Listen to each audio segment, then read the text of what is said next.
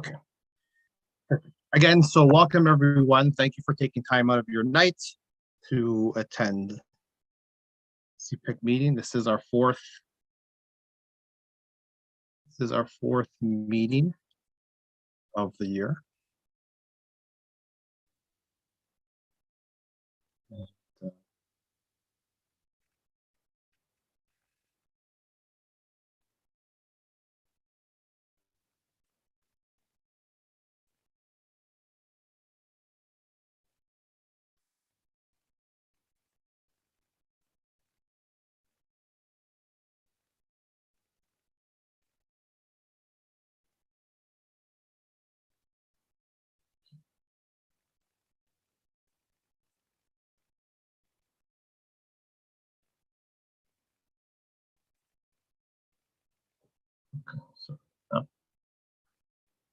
So we were going to we're going to start with our opening prayer.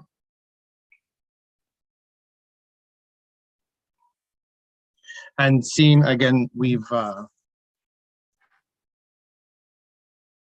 started the season of Lent. We're about 10 days into it, right? So we're still in the early stages. So this was a really actually wonderful prayer that I found that we can kind of actually touches a little bit on what kind of our everyday would be for some people, and kind of maybe guide us through these 40 days. We want to on the screen so we can pray together. So thanks ourselves in the name of the Father and the Son and the Holy Spirit. Amen. 40 days alone, a wilderness of thoughts, tempting and inviting thoughts, which could so easily have distracted you from your task, your mission, your vision. Yet you emerged stronger and more attuned to all that had to be done, despite a time constraint that our eyes would have seemed hopeless. We too live at stressful times. Demands are made of our time that leave so little for the important things of life.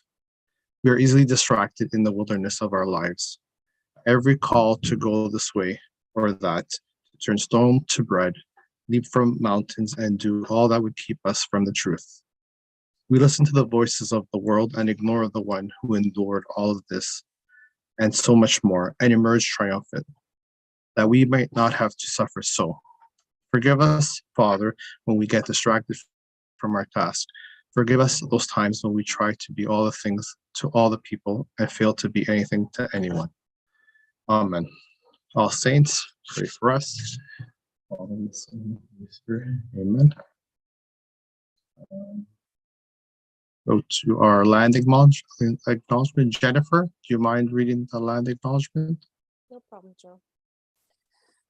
Out of deep respect for our Indigenous peoples in Canada, we acknowledge that all Toronto Catholic District School Board properties are situated upon traditional territories of the Anishinaabe, the Haudenosaunee Confederacy, and the Wendat peoples. We also acknowledge the land covered by Treaty 13 is held by the Mississaugas of the Credit First Nation, and Toronto is subject to the Dish with One Spoon Covenant.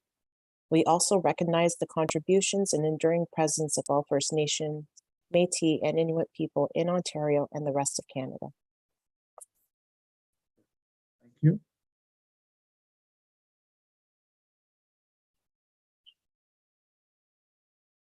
Continue with the agenda.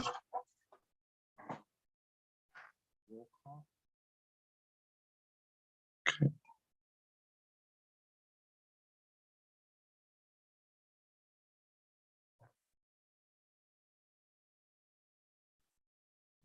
Jennifer, Ward 1.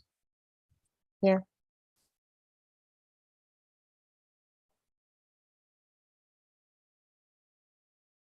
So Ward Gabriella, Ward 2 has sent regrets. I am Ward 3. Ravi, Ward 5. Here. Daniel, Ward 5 West.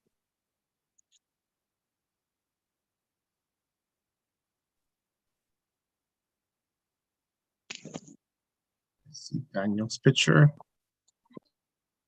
Daniel? I'm here, sorry.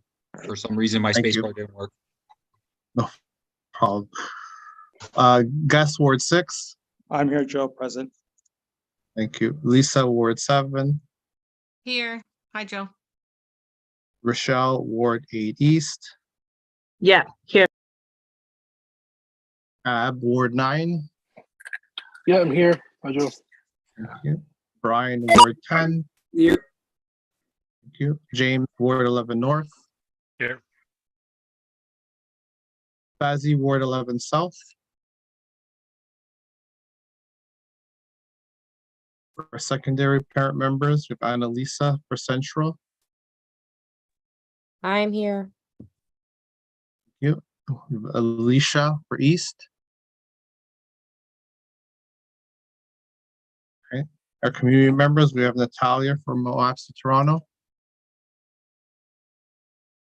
Here. Thank you. Our trustees, we have Trustee LaPretti. Present. You. I don't. So from our board, Superintendent Peterson has sent his regrets for this evening. We have Manuela Sequeira, parent engagement Here, present. coordinator. Thank you. Marco Uji from communications. Present. We do want to welcome this evening our Director of Education, Dr. Brendan Brown, Thanks, Joe. and as well our CFO, Ryan Putnam. Thank you, Mr. Chair. Good evening. Thank you, everyone. We will continue.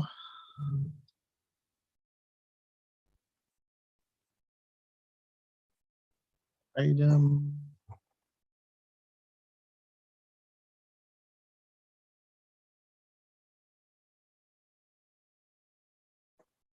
So we're looking for approval of the agenda. Okay, so the agenda was sent out to everyone several days ago. Had a opportunity to, I know I sent it out more than once. Everyone has had an opportunity to look it over. Natalia? Yes, Mr. Chair. Could I make an inquiry, please? Sure. Okay. I've looked at the agenda that you've sent out, and I just have an inquiry for you, please. OAPSI is a partner with ICE, and I sit at this board representing OAPSI.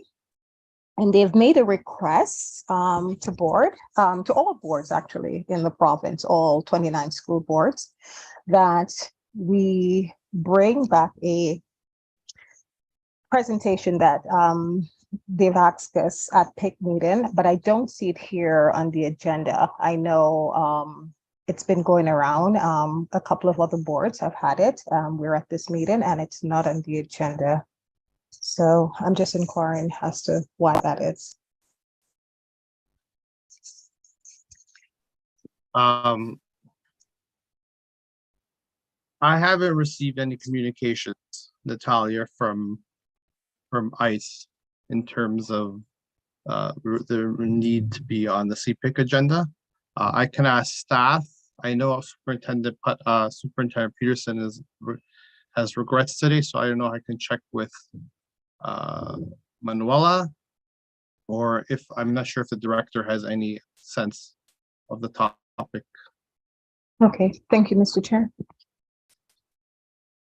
I've received no presentation. Okay. Sorry, what's the presentation on? That might help. What is it supposed to be on? Natalia? Sorry, just unmuted. So HICE has requested of all boards that they facilitate a conversation with all CPIC at their level. So all 29 school boards were asked to do this around the revision of the Full Year Life program. Okay. Yeah, that'll come to CPIC for sure. I don't know that we're there yet, but we just got that as well. And if it went to other boards already of the 29, great. But it'll come to CPIC for sure. That is part of the consultation process, so it would have to come next time. Okay, so a future CPIC meeting then. Mm-hmm. Okay. CPIC is definitely part of the consultation process. Yes, we were asked to be. Yeah. Okay. Okay. Thank you. You're welcome. Perfect. Thank you, Natalia. Thank you, Director Brown. Are there any other questions with regards to the agenda this evening? Can I get someone to move the agenda? I will, Joe. Natalia, your hand's still up. Jen? Sorry. Yes? Was that Jennifer? Okay, sorry. And a seconder? I'll second Joe, Brian. Brian, thank you. Is there anyone against anyone opposed? Okay. Hearing none, the agenda carries. Thank you. Item 5 is declaration of interest. Are there any declarations of interest for this evening? Are there any declarations of interest? Are there any declarations of interest? Okay, hearing none. Thank you. Item 6, approval and signing of the minutes held January 16, 2023. So our last meeting. And I hope everyone took a look. As always, I always remind everyone to check the spelling of their name. That's where I usually make my typos.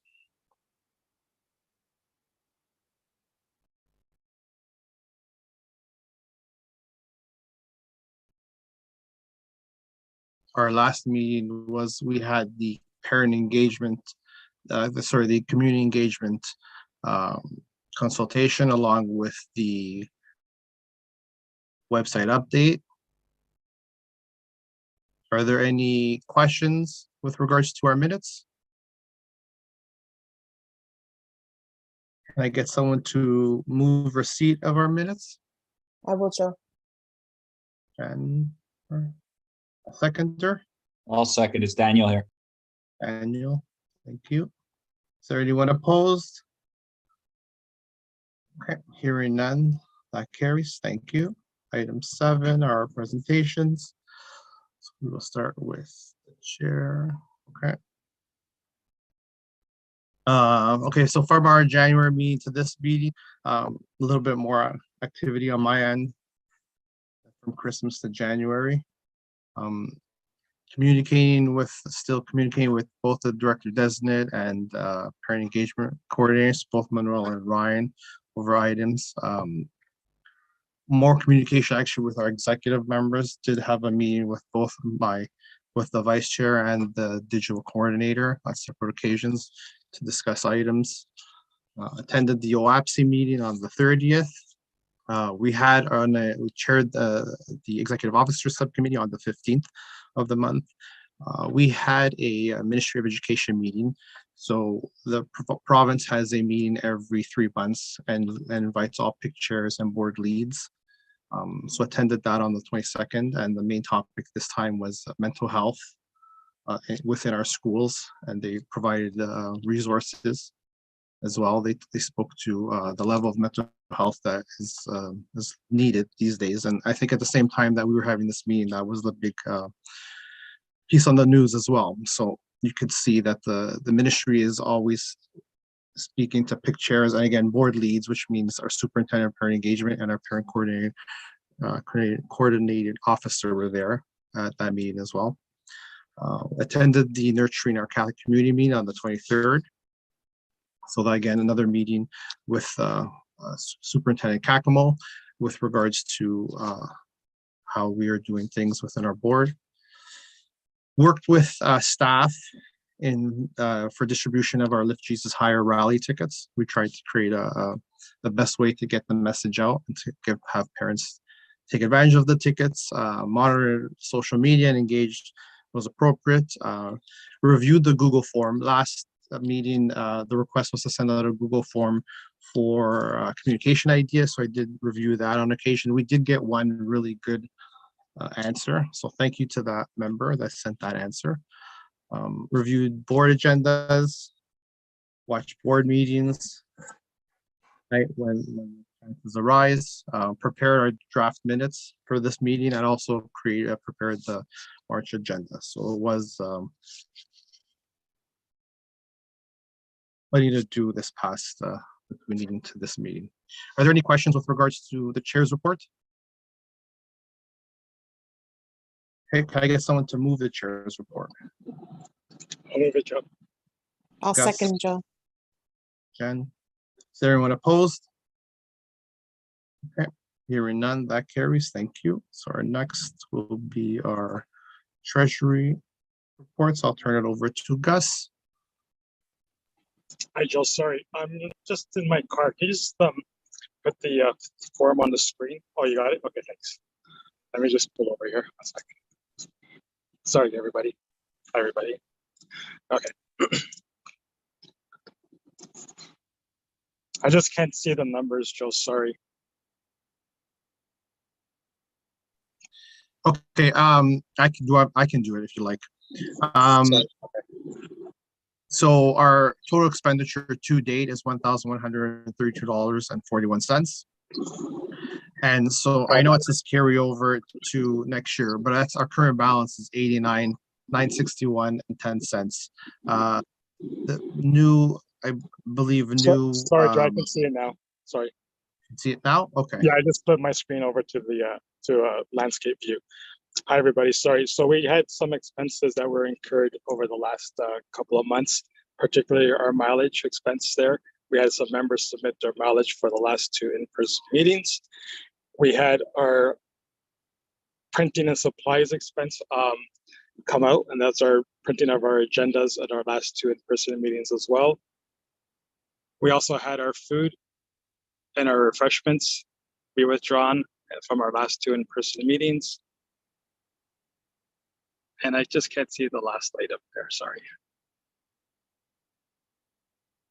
Did I get everything? Sorry, Joe. And printing.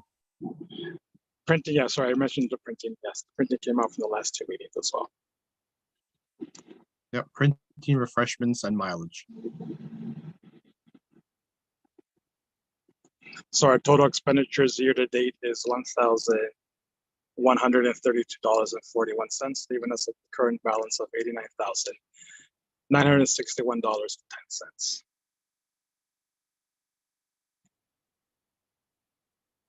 Our mileage rate has gone up, but we were going to address that in our policy change. Yes. Thanks, Gus. Are there any questions with regards to the finance? Lisa? Just a quick question about the parent resources. What was that for? Parent resources? Gus? I'm just sorry, I was trying to remember. Oh, sorry. Okay, yes, I can answer that. Para Resources was a subscription to Vimeo. Oh yes, Vimeo. Yes. Yeah, we purchased in September of this year.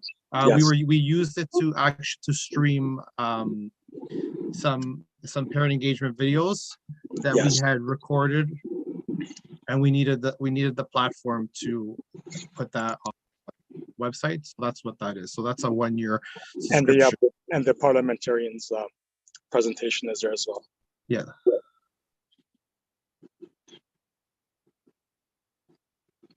Are there any other questions?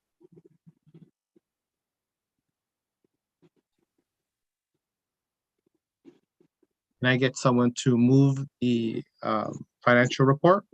I will, Joe. And a seconder? Natalia. Natalia, thank you. Anyone opposed? Okay, that carries, thank you. So 17 is our preliminary budget framework. So CFO Putnam, I've made you a co-host. Would you like to share your screen so you can control the slides? Actually, Mr. Chair, it's okay if you just want to scroll along because Okay. I'll just go one at a time, and I don't think it'll be an overly protracted presentation. Want to leave time through you for any Q&A. And we have had the material in the agenda, so hopefully folks have had a chance to give it a quick look. So thank you, through you, Mr. Chair, to the committee. It's always a pleasure to join you for some conversation and some updates. This evening, what I wanted to share with you was the presentation that was presented last week to the Board of Trustees. I'll also be at CPIC on Wednesday evening to share the information and to start the stakeholder input process for the upcoming budget. We'll have a more formal process that will be rolling out through communications in the coming weeks. But as you know, we feel it's really important to make sure that our various committees get some time for some one-on-one conversations and some Q&A. So Joe, I'll just, if you like, we'll just go to the next slide. Thank you. There is a slide on each of these items. There is an intentionality for the different discussion topics. I think it's important to just have a quick touchstone on our current situation. The director and the Board of Trustees have been very kind to give me an opportunity to get before the board on a regular basis since January. Pretty much every public meeting of corporate and board and student achievement, there's been some type of update provided, whether it's a milestone or transactional, or whether it's part of a new CFO Soundbites learning series. And so we have had a number of progressive presentations. And so there's a culminating slide that'll start us this evening from all of those, the incremental theme of those presentations. So we'll be starting off sort of tonight with what's our current situation. We're then in the process right now of going through our budget and looking at what our funding and flexibility is for the upcoming year. We'll then address and talk about what some future considerations may be for years beyond next year as we deal with a multi-year budget framework approach. There are a number of challenges and restrictions. I think it's always helpful to bring to everyone's attention so there's an awareness of the context that we're working within. And then finally, the last slide is more just a checklist of what to expect over the coming 3 or 4 months. So we'll just go to the next slide, Joe. Thank you. So our current situation is pretty straightforward. We have an in-year deficit, or our expenses are beyond revenue of some 25 million for this current school year. That's on a base of $1 billion budget, and that's not sustainable. We have relied heavily on our reserves over the course of the pandemic, and for the 22-23 school year, the board chose to take on some risk to use our reserves in order to minimize reductions, to continue to sort of absorb what has been a Toronto phenomenon around declining enrollment pressure. And so now we're coming out of that 3-year reserve stability timeframe, and now we're going to have to start right-sizing the system to really deal with not only the arrears effect of enrollment decline, but the continuing declining enrollment for the next few years. There will be a report at the March 22nd corporate services from the planning department around our projections for the next few years. We are projecting that we will continue to decline out to 2025, so for the next 3 years. But then it'll rebound. That's sort of our trough in 3 years' time, and it'll rebound. And in 5 years' time, we expect to be where we are today. So we've been calling this, just to keep things simple, it's kind of the smile. The next 5 years is sort of the smile when it comes to our enrollment decline. We're just going to keep sliding down that slope and then eventually start coming back. It'll be about a decade before we have a rebound to pre-pandemic levels. And that's only if growth factors hold. But we're just focusing on the next 3 years, 3 to 5 years at this point. Other factors that we're always having to deal with include our contractual obligations. As well, inflation has been pretty high. It's at CPI sitting around 6% right now. Typically, the province gives us 2% for non-staffing and related costs. So for things like our transportation contracts, utilities, any of our maintenance contracts, ICT contracts, etc. There's always inflation in those contracts. But we are expecting to have an extra pressure for the upcoming year. Sick leave is a real challenge for us.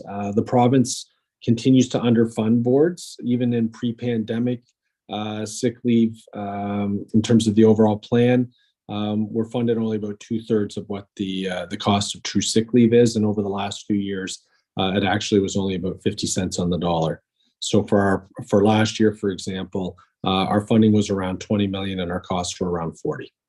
And so that's putting significant pressure on all school boards. It's not unique to Toronto, but obviously when you're having pressures in a number of areas, the declining enrollment competing with the sick leave pressure, that's really squeezing out sort of our flexible, the flexible part of our budgets.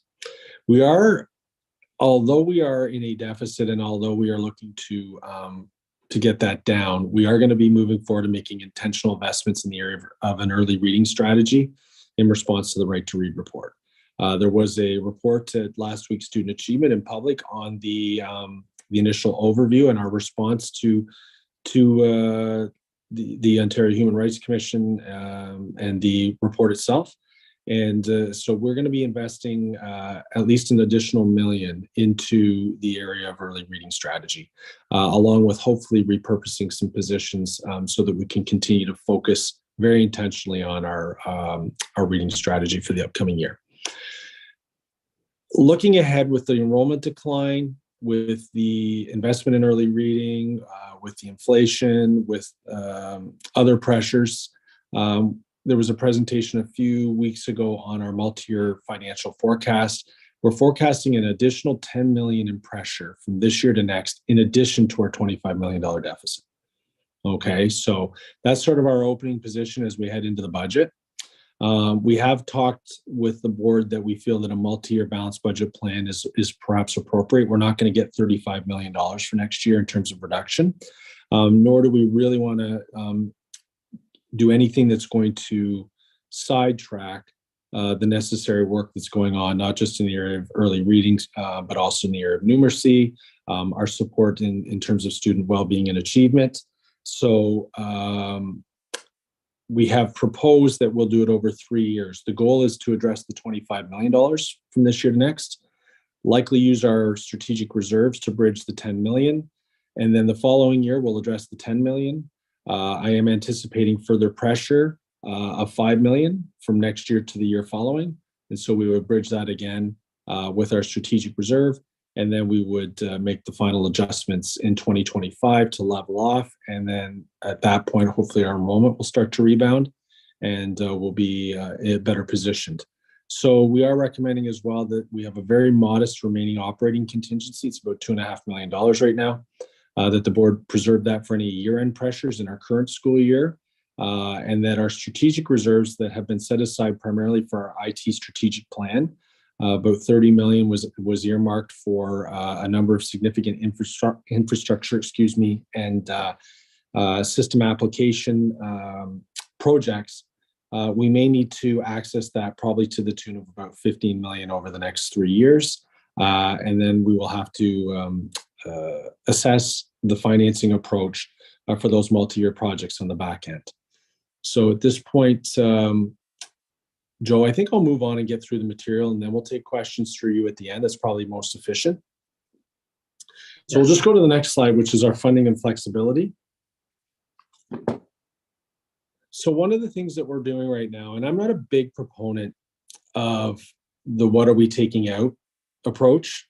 I really do think that we always have to be mindful. And just for CPIC's, I guess, awareness and information, this isn't my first time through this type of process as a CFO to school board. I was at a neighboring GT board for 20 years, and we've had to go through this process a couple times.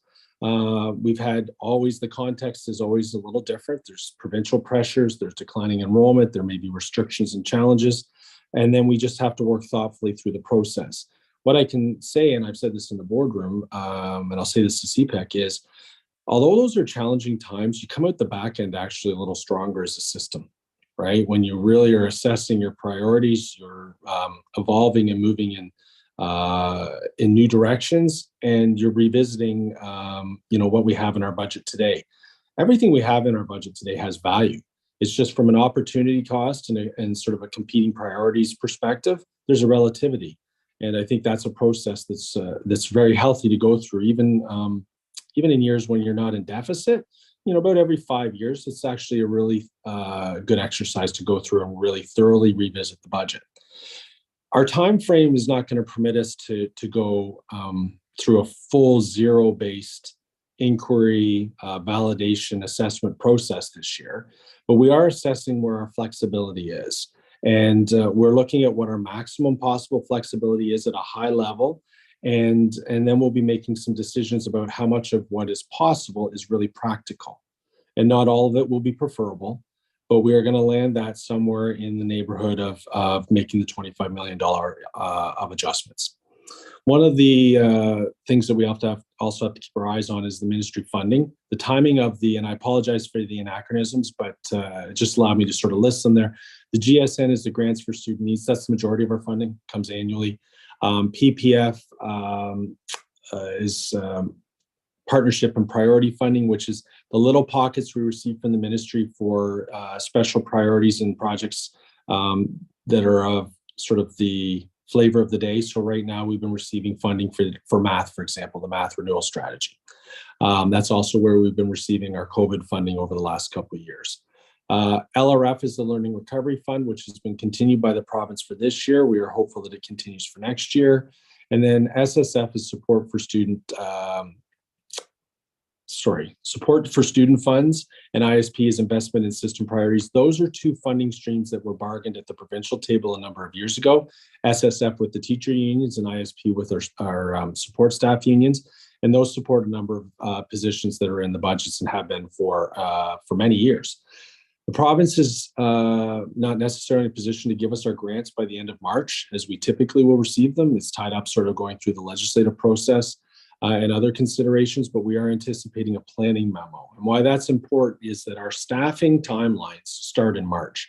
And if we don't provide indication at this time of things we might like to talk about, then once that time frame passes, we actually can't talk about it again from a budget perspective until the following year in terms of making adjustments. So we will be putting a number of things on the table as possibilities. And then, as I said, we'll be landing on what's practical in the coming weeks and months. So that's our approach at staffing right now, is finalizing our minimum obligations, looking at which positions we can repurpose to move in new directions. From a technology perspective, we are reviewing the device strategy to see scope, scale, and timing. We are also looking at what we purchase centrally through the IT department and what perhaps could be supported locally through the school communities and the school budgets provided by the board. Facility services, we are in the process of reviewing our system service levels, our various maintenance programs, making sure that what we're doing is obviously we need to continue to do health and safety related items, but is there any wiggle room in terms of the different programs we're running in facilities? We also need to look to make sure that we're efficient with school utilization. Right now, there is a moratorium on school closures, and so that's not on the table for discussion. A few presentations ago, I did flag that with our current enrollment levels, we're actually only using or only have students to fill 80% of our elementary school spaces. We do have 1/5 of our schools on average empty at this time, but we do have to look and see whether or not we have space within our schools that may not necessarily be required for use. And if that can create some efficiencies, whether it's on a square footage basis with our custodial allocations, with our energy, whatever it would be, school needs in terms of resourcing and outfitting those spaces, we're reviewing those right now.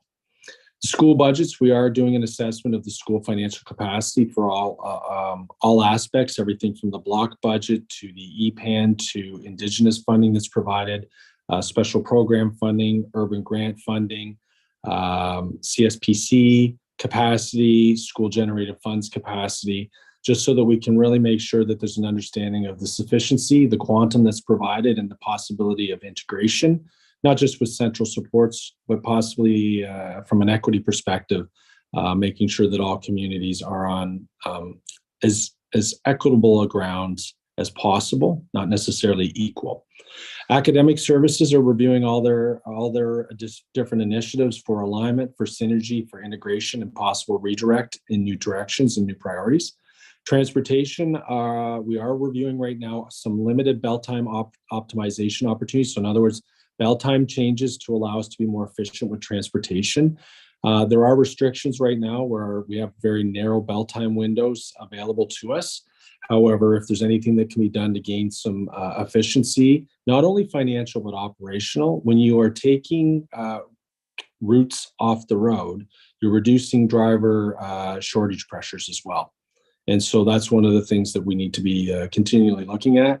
And then from a system programs perspective, we're reviewing our unfunded programs, and we're reviewing programs that are either over or undersubscribed, because those can put pressure not just financially, but operationally on the board. Joe, we'll move to the next slide.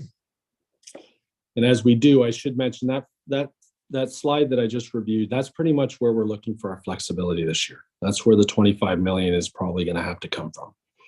Future considerations or areas or things, I've always said there's things we'd like to do, but may not be able to just yet, but we need to start the conversation, start the process so that we can perhaps unlock some efficiencies and make some adjustments in different areas in future budgets, starting with the 24-25 budget cycle. In terms of staffing, we are reviewing these restrictions that we have. If there's anything in our collective agreements or anything in terms of our staffing processes to create some efficiency and some effectiveness, and we are reviewing all allocated positions. That'll be part of that zero-based budget process that you see at the bottom of this slide. We will be assessing everything that's in the budget. We'll be validating it. We'll also be classifying our expenditures into the different categories to help us foster conversation. Transportation, we really do need to look at how we can get a wider bell time range. Right now in elementary, for example, we're limited to 8:30 and 9 o'clock. Most school boards have between 8 and 9 o'clock, and it's optimal to have a minimum of a 60-minute range between your earliest and your latest bell time, again, for tiering possibilities. So that you can drop off at one school 8 o'clock, get out, do another run, and drop at the other schools between 8 and 9. Sometimes you can not only double tier, but triple tier. And that just increases the efficiency of those buses. It doesn't change service levels, but what it does do is create financial and operational efficiency. And as I mentioned earlier, if you're taking absolute routes off the road, you're actually reducing your driver recruitment, retention, and shortage challenges. In terms of technology, the strategic plan for IT has significant projects between completing our student information system, so the Aspen implementation, our device strategy. We have infrastructure needs as well that aren't listed here. Our disaster recovery center, our data center, you have to refresh those, but also our enterprise resource planning software and applications, which is everything from finance, HR, payroll, procurement, facilities. Those are multi-year, multi-million-dollar investments that right now aren't contemplated necessarily within our current budget framework. The long utilization, I mentioned the stats on elementary. Secondary is holding right now actually at about 97, 98%, so it's pretty good. But the decline in elementary is going to push through secondary at some point, pushing the utilization probably down closer to 90%. And so we're going to need to look at our long-term accommodation and program plan thoughtfully. There has been some press as recently as last week from the trustee associations requesting that the minister and the ministry end the moratorium on school closure considerations. It's not necessarily advocacy for closures, but right now boards are restricted from even having the conversation. So for us right now, just from a CFO perspective, and based on our metrics of our utilization and our enrollment and the number of spaces we have, we're probably about 20 schools heavy in terms of the financial model from the province, and yet they're not giving us a mechanism for relief. Special education, we are going to be assessing, and I'm at CPIC again Wednesday, and I was there last month also, where we're going to have to look at our special education plan, really assess our core system supports, our legislative requirements. But I think the other conversation that Executive Superintendent Fernandez and Superintendent Meehan are having with CPIC very thoughtfully is, what are the pressure points that are bubbling up? What are the priority areas in terms of what we need to protect and support in the coming budget and also beyond? But also, if we're going to need to start affecting some, I guess, some reductions is any other word in future budget years, what would be the priorities, either in terms of what we protect or the areas that we might look at first? We do need to continue. There's some enrollment driven positions within the special education envelope that we're going to need to continue to right size. But we also want to have a very thoughtful review of that area. Just for CPIC's information, we currently spend 30 million more than we receive in the area of special education from the province. On a per capita basis, that's pretty high, but we make no apologies because those are the areas of greatest need.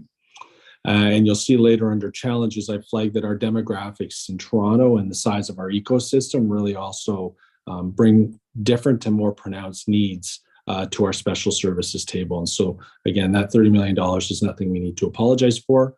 but we may have to look at how we can work that into a multi-year framework. Board policies are always at the prerogative of trustees to adjust. We can look at transportation parameters to become more efficient, or to scale back service. We can also look at our emissions policy for different considerations. Those are two that I've just flagged for the board for their consideration. Again, there's no narrative around those recommendations. They're just simply putting before the board academic proceedings that they can consider. We do need to look at our system programs for legacy initiatives. And again, I mentioned over and undersubscribed, and we need to make sure we're moving in new directions around our system programming. I've talked a little bit about the zero-based budget process. It's going to be a 6 to 9 month process to do it thoughtfully, do it well, do it right. So as soon as we get this budget passed, we will start that process. So by Christmas, we have everything organized and we're ready to go for January 2024 for next year's budget. Joe, I'll move to the second to last slide. Our challenges, I've talked about sick leave. We are putting pressure on the province. We're funded for 8 days. The pre-pandemic average sick leave per staff member was 12. Last year, we were at 16 days on average. That's just not sustainable, and it's putting pressure on boards. School utilization we've talked about. It has a significant impact, not just on our capital program, but also on our operating budget. Every school that we carry beyond funding is about a $250,000 pressure point for us. So we have about a $5 million pressure point right now based on 20 schools more than we're really funded for. Technology will continue to address the infrastructure, equipment, and major system software that is required, but that's a major challenge in terms of the funding approach.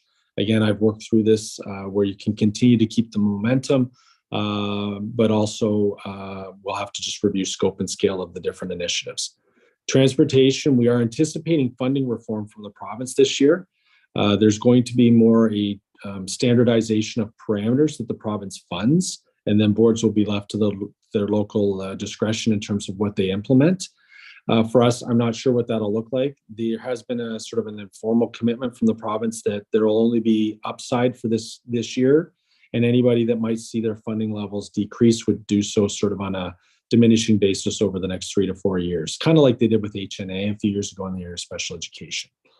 And again, we need to pursue we have just inefficiencies in our $40 million transportation budget. If we could get at bell times, I'm sure we could unlock another $5 million of efficiencies. In terms of learning, recovery, and right to read, it is unclear whether the province is going to start funding the work in this area, and we anticipate more in terms of the PPMs and further dialogue in the sector as we advance. But again, right now, that's essentially unfunded. And we also hope that the province continues with the current year learning recovery funding of about $12 million. For us, if that were to be pulled, that would actually put significant pressure, not just on our board, but on all boards. Our collective agreements are a challenge, but they're also something to be respected. They were negotiated in good faith over a number of years, over a number of different rounds of bargaining. But we are assessing legacy provisions, those that are perhaps challenging under today's climate. We're looking at processes, and we're looking for inefficiencies. Declining enrollment is still a challenge for us. We will have to continue right-sizing the system, and that is sort of counterintuitive to system expectations, which are continuing to expand service levels in the face of all that is upon us post-pandemic and all the pressure points. But we are in declining enrollment still, and we are going to have to continue to right-size. We also need to maintain our core infrastructure. We are a billion-dollar corporation, and that comes with a basic infrastructure requirement that we need to continue to support, and is not really, just having less students doesn't mean that our overhead doesn't need to still be maintained, and our core corporate operations in effect. We have risk, we have legislative compliance requirements, we need to back end support for the frontline work, and so that'll be an important dynamic as we move forward with our budget discussions. I've talked about demographics in terms of being just a complex ecosystem, diverse in needs, and we have targeted supports that are different than the surrounding GTA boards. I can say that for 20 years, I didn't quite get the complexity of Toronto, or why Toronto always seemed to be, under some type of strain, whether it's financially or challenges in terms of what they were raising at the ministry when we'd be in meetings. Now I get it. I'm 18 months in, and I get it. It is a bit of a different animal in terms of the types of supports that we need to provide in Toronto. And then lastly, this decision context is a major challenge. System expectations of our school communities of various staff and of our Board of Trustees can put pressure in the boardroom at a time when we need to focus on fiscal stewardship. We need to focus on system level decision making, not local school priorities when we get to the board table as much as possible. And we need to balance short-term pressure points against a long-term vision. Again, the decisions made today will have a lasting impact on the board in 5, 10, and 15 years' time. Last slide, Joe, and it's a quick one, is just a checklist of what to expect. But I don't want to understate that in March, we will be bringing 3 very important reports. The enrollment report will come to March 22nd corporate. The staffing projections that are commensurate with the enrollment report will come to the March 23rd board. And at that time, I'll also be tabling the budget framework for next year and the multi-year framework with actual numbers and figures. So it'll be very similar in construct to tonight's presentation, but again, we'll be introducing the actual figures themselves and giving a real clear sense of the areas and the quantum that we're talking about. Hopefully, when the ministry funding comes out, we'll get to board. I'm not expecting it to be April. It could be very well into May.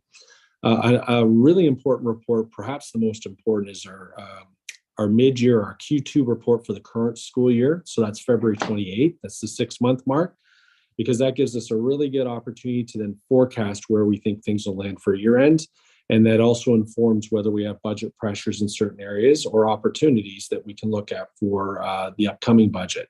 But knowing that the $25 million deficit that we have this year, the use of reserves, that's going to hold, that's really important. So in the coming few weeks, staff will be finishing that exercise, and then we'll bring that to corporate services or board in April. Stakeholder consultation will be initiated, and then we'll bring the draft budget to board in May, along with any input that we've received, and the final budget in June. Senior team discussions are ongoing. We've dedicated significant hours already. And for now, there'll be a reprieve or a pause on the CFO soundbite series in terms of to general learning, because most of my presentations will now have specific and intentional purpose. So through you, Mr. Chair, that's my presentation. Happy to take any Q&A as the committee brings forward. Thank you. Thank you, CFO Putnam, for the presentation, and I'll open it up for questions. Did have a hand up earlier. Jennifer, did you want to start? And then Yes. we'll go to Brian. Thank you. Actually, I'm glad that Mr. Putnam and Director Brown are here tonight. I did want to speak at the CPIC meeting on Wednesday, but I had a personal conflict, so I couldn't delegate. You brought up 2 points, one of them being the investment in the early reading, the right to read, and spec ed, or special education. Being a mother with 2 children that both have reading disabilities, and I've been going through a lot in the last 5 years, the ins and outs of getting them help through the system. My concern that a couple of things has to do with equity, has to do with well-being, mental health. I've seen what my kids go through, so I could just imagine what other children are going through when it comes to especially mental health. My kids have had to leave their home schools and had to go to other schools for the Empower program, facing issues with bullying, being new kids at new schools, and then going back to try to get back into their old school. It's been tough. My main question around that, and I know that you guys are facing, a huge deficit, and you're trying to figure out where all this money is going to come from. But has any thought come to putting the Empower program into more schools? And I don't know if that's a staffing issue on your end, or if that's something that happens with sick kids. But this is greatly needed. And I know it's like a horrible time to be asking for something like this. But I think when it comes to a child's mental health and well-being, it's paramount, because I see what it's done to my children. And I just don't want it happening to any more kids. And I don't know what other types of resources we can get children that are facing this. It's especially after COVID, it's gotten worse. Mr. Chair. Thank you. To CFO Putnam or even Director Brown, whichever. Yeah, Joe, I think, Brendan, are you okay to sort of pick up on this one? Yeah, that's why I put my hand up. Oh, okay. Sorry, my view's a little different. So over to you, sir. Thanks, Jennifer. And Jennifer, we've talked about this and appreciate your perspective very much, personal and your advocacy for the board. To answer your question really directly, yeah, part of our plan is to increase access to Empower program. As you know, Empower is really our tier 3 students. So when we think about the tiers, I think about 80% of our kids we can meet at tier 1. Part of the Right to Read report's got a real intentionality about tier 1 intervention. So that is part of our thoughtfulness around that. Tier 2 is a little bit more direct support. It could be from evidence-based programs like Lexia cited in the report, which is something we're looking at increasing as well. And then that tier 3 level is that Empower program connected with sick kids. So our goal, Jennifer, is actually a little bit about what you actually spoke to, which is try to limit, if not eliminate, the need for kids to be traveling to a different school. So we're trying to be creative about that, though, because as this is a financial presentation, and we've just laid out a lot of the challenges that we're facing. But I think that you and I actually talked about this one time at a Christmas event. Like when that Right to Read report came out, we embraced it. I think that's the principles of it, and what we're trying to do is what we're trying to do as a system. So we're trying to be creative with the resources we have. We have put aside, even at this time of all the challenges we have, from declining enrollment to sick leave to some of the things that Ryan went through, we're still putting aside money to invest, actually to increase. And a lot of that's going to be probably towards some of the Empower investments when it comes to training and getting it into the programs and into more schools. So I know that this is about budget, and we can certainly dive deeper into plans and strategy. But to be the short answer to the big question is that we have 167 schools. We're really trying to have the greatest touch on all of those schools when it comes to each of those tiers of intervention, but Empower being one of them. Sorry, just one more thing to add. So do you think that's something that would happen by September, where there be more Empower in the schools, or is that's like long-term, 2-3 years kind of thing? We're actually hoping to be ramping up over a couple of years, so that there would be an impact this September. And some of it, as you referenced, is the capacity of sick kids when we look at from a training perspective. But there are some things that we're still waiting for from a ministry perspective as well. And, I know that you're aware of PPM 155 and the limitations that has when it comes to the universal screener approach. I know that they're working on that too. So as much as there's an urgency to this, we're still waiting for things to happen. So we're actually just moving ahead regardless of these things not being done yet.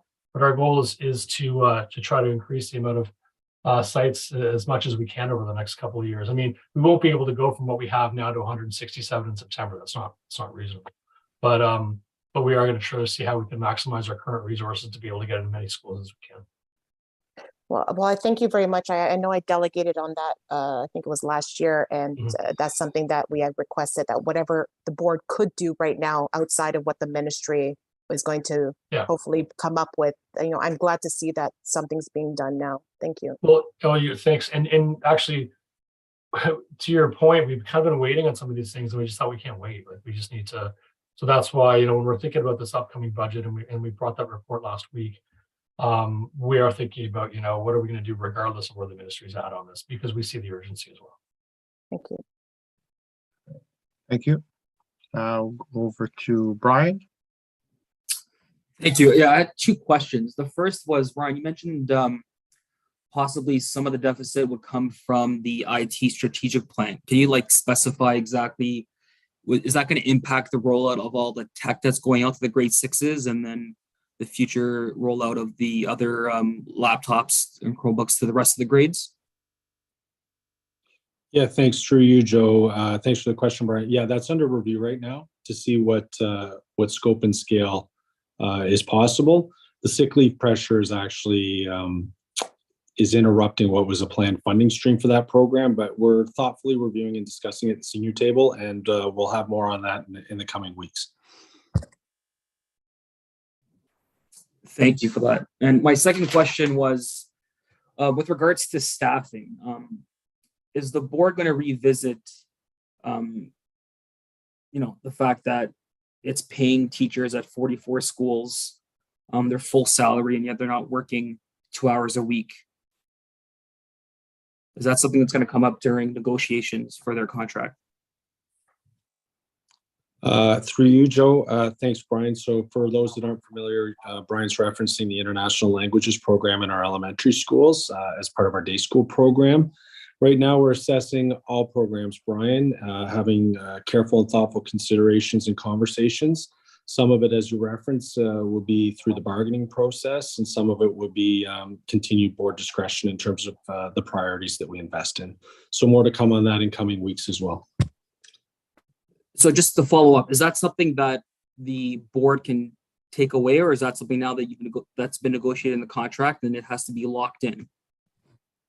Yeah, we're in a public forum, so I'm not going to engage in anything further that's got collective agreement considerations or is that deep. I think you've been around enough to know that it's a combination of commitments that have been made and board priority.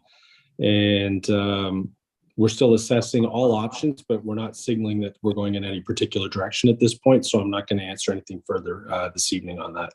All right, thank you. Thank you, Brian. Thank you, Ryan. Over to Lisa. Thanks. Oh, thanks, Joe.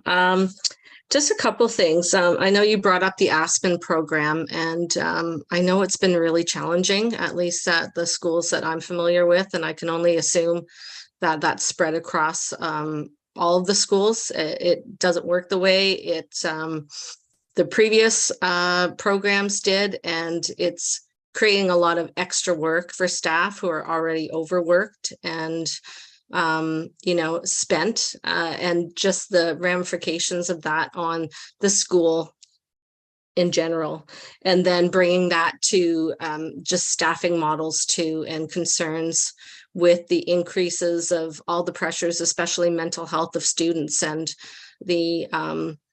the expectation that guidance counselors who really were trained teachers are now psychologists, and, the limited social worker role in the school, and the impact of all that on admin.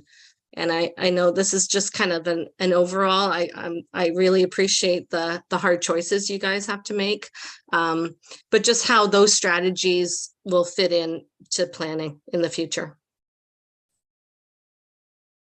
I can jump into this. Yeah, Joe. Joe, director's going to take this one. Thanks, Lisa. Thanks. Actually, I'll start with your second part of your comments. Just thanks for the recognition that all the different hats that our staff are wearing. Sometimes I talk about when I'm talking at principals courses. Sometimes I say, you are as a principal, you're an instructional leader, but you're also, you're a traffic cop, and you're a marriage counselor, and you're a disciplinarian, and you're a project manager for construction. I mean, I just really appreciate you saying that, because our teams do try to keep a lot of balls in the air, and they're difficult to keep them all and stop them from dropping. So thanks for that. The SIS system, just for context, I think it's important that basically the SIS system, which is what Aspen is, so student information system is what Lisa's referring to. The end of life was coming, and it came for all school boards. So all school boards in the province had to either move. It would either have been an implementation work into Aspen, or it would have been an implementation. The other product was PowerSchool. So boards in the province are either using PowerSchool or they're using Aspen. The idea is that the former Trillium system was purchased, and it was basically the support for it ended. So we were planning on doing the transition a year earlier. We were still caught up in COVID and virtual learning, and we needed to focus a lot of our IT support on making sure that was rolling. But for all intents and purposes, our student information system, we were coming up to the end of it. We were coming up to a cliff. Actually, as of this last September, it wouldn't have been supported anymore. So us, along with all schools in the province, had to go through this transition. And yeah, as you note, I mean, it's big work when it comes to finding out how to use new systems and that. So we've got training in place and things that are happening, but we absolutely acknowledge that there's always growing pains. And those of us that are, or those people that are involved in change management, would look at the way that's been going with us specifically and saying that some of the challenges we've seen are certainly could have been expected, and not as bad as it could have been, all things considered, but recognizing it, there's been challenges. So as an example, like when I was a superintendent of special education, we went to a new IEP engine, it was the right move for the right reasons. But yeah, the hiccups along the way and the learning process was hard. So we're going to get there. And like I said, if we weren't challenging with Aspen right now, we would have been challenging with Power School. So it would have been one or the other because they both ran out of life. So we're working through it and doing the best we can. But I mean, I just wanted to have that context as to, why are we doing such a big change? And that was the reason the other SIS came to the end of life. Thanks. I knew the public board was going through something too. I didn't realize it was an Ontario-wide situation. Oh yeah, I think it was actually Power School bought Trillium. If I might be wrong, but one of the big companies bought the other, changed the operating system entirely, and then grandfathered the runway for school boards to choose what their next SIS would be. So every school board in the province had to go through this process, and they either purchased Power School and they're going through the same thing with the implementation hiccups there, or they purchased Aspen. So the challenges are, while they're to be expected, it doesn't make it any easier on our amazing staff that are out there learning it. But yeah, it's definitely been a hurdle. And from a parent engagement perspective, I know the attendance manager program has been really difficult and challenging, and I think parents are just ignoring the whole the phone calls or opting out. And I think that's something we have to visit once a lot of the kinks get worked out, because it's an important measure to, if your kid's at school or not, and it's an accurate assessment of whether they're there or not. And there hasn't been, because of all the challenges, I think a lot of parents are checking out of the program. So I hope that we can revisit that once some of the kinks get worked out. Yeah, thanks for that. And hopefully that background was helpful too. Like, nobody wants to do these massive change implementations, but it was something that was required. Thank you, Lisa. Thank you, Director. We'll move on to Daniel. Thanks, Joe. So my question is quite simple. A question, comment type of thing. The concept of the declining enrollment came up a lot, especially at the beginning of the presentation. Is there a reason to believe, like I see you're stating the projections are that enrollment is going to go up, but what's the basis for that? Because it seems to be, like the funding seems to be based on increasing enrollment, but we've had a huge decline. We'd have to have a huge increase to get back to where we were. Yeah, sure. I can take that, Joe, but Director, if you have any comments as well, feel free to jump in. So we have gone over the last 5 years. We've declined from 92,000 to 84,000 students. That's a decline of 7.5%. One of the reasons we're actually in a bit of fiscal pressure right now is through the pandemic, we kept staffing levels beyond funding, and we actually have only adjusted over the last 5 years to the tune of 2.5%. So that 5% delta on $1 billion is $50 million of investment and pressure. Not all of that is elastic enough that you can make the adjustments, but just to sort of flag is sort of one of the inherent reasons for our pressure, in addition to the sick leave, and why the ability to look at our schools, number of schools we have, et cetera, is important. The reality of the enrollment decline was only exacerbated by the pandemic. All right. Initial thoughts were our numbers are down. People aren't sending their students for junior kindergarten. People are getting out of the city. But the reality is it's the real estate phenomenon as well, right? The 407 really from the 115, as far east as the 115, as far west as Burlington, really has changed the dynamic, along with, quite frankly, post-pandemic and remote and hybrid opportunities for people. So the traditional commuter is no longer facing the same type of challenges. And real estate, quite frankly, is a huge driver. You can get something out in Durham or east or west, 45-minute drive from the city for 50, 60 cents on the dollar, right? And so that's a huge, huge driver in terms of people migrating out of the city. We are starting to go through our development charges bylaw renewal process, and we'll have a background study done that's really going to further examine not only our enrollment projections, but the reality of growth in the city. And then, but beyond that, what is our yield, our expected yield as a Toronto Catholic, in terms of what that growth might provide for us? And so at a high level, at some point you do trough. My former board was Durham out in Oshawa, and it was amazing. It was almost unbelievable. In the 90s, we grew from 20,000 to 25,000.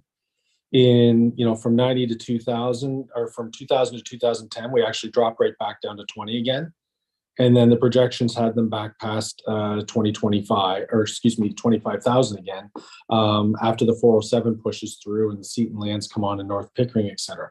So it really did grow and decline by 20% and then regrow again. You do trough and you do then start to regenerate. And so at a high level, that's sort of the goal and the hope and the theory is that we will see that trough and that we'll see the growth sort of stem that.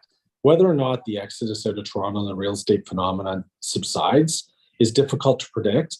But right now we are, sort of hoping that in 2 years' time, things will stabilize and city growth and redevelopment will bring people back. I see Director Brown's happy to step in and perhaps supplement my comments as well. Yeah, just further, Daniel, like when we take a look at the projections for all the reasons why Ryan had suggested from the demographics, population growth, and new developments and that sort of thing,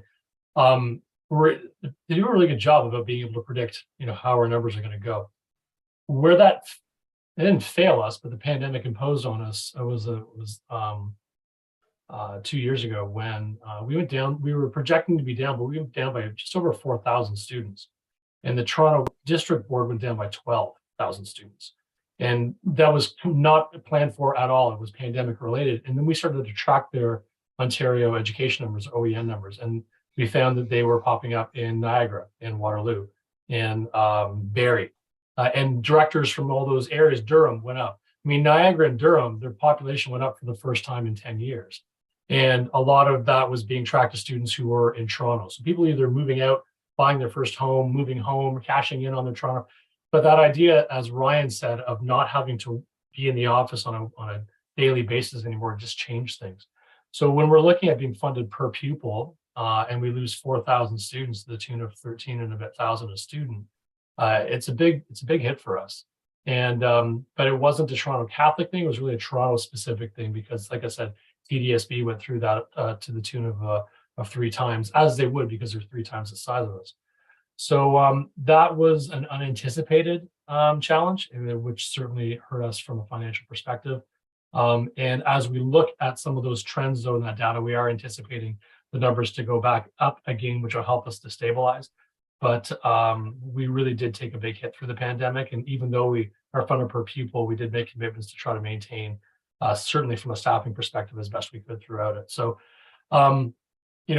Ryan talked about some of those other challenges, but from a demographics perspective, we were going to go down anyway, predicted by a couple thousand a year over the course of 4 or 5 years. But all of a sudden, boom, another 4,000 out of nowhere, which created a challenge for us. So hopefully that's helpful. Some of the directors around us have been saying, like, hey, like we need to build new schools. They're full up in Simcoe, in the Muskoka area, and in Niagara, they've been up for the first time in forever. So that's the unfortunate reality for Toronto when it comes to the pandemic and population growth.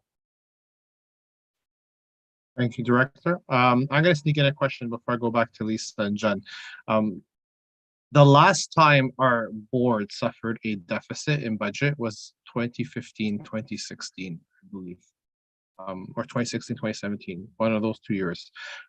It wasn't for COVID reasons, for other reasons, but about a $30 million to $40 million deficit. Now, at the time, in order to come back from that deficit, there were cuts to staffing and to different areas. But one of the cuts that really hit home were the block budgets of our schools. Schools lost anywhere from 15 to 30% of their block budget. So principals starting the following year after the cuts were made basically started with a lot less to run their school.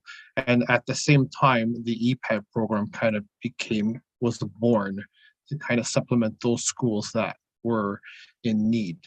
Now, seeing that we're at a similar point now, what are the chances that are, because again, we spoke about inflation earlier in this program as well. So it costs more for schools to purchase paint and sparkles and crayons and paper and books and those things of those and the nature of the programming.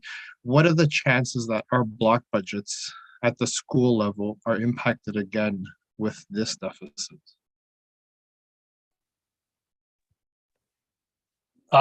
Yeah, I mean, I would probably jump in, Ryan, you can jump in after me. Everything's on the table. What I would say though is that we are really thoughtful about the needs from in our school communities and how the block budget support. What we do is you take a look at, and I did this in boards that I was in before as well.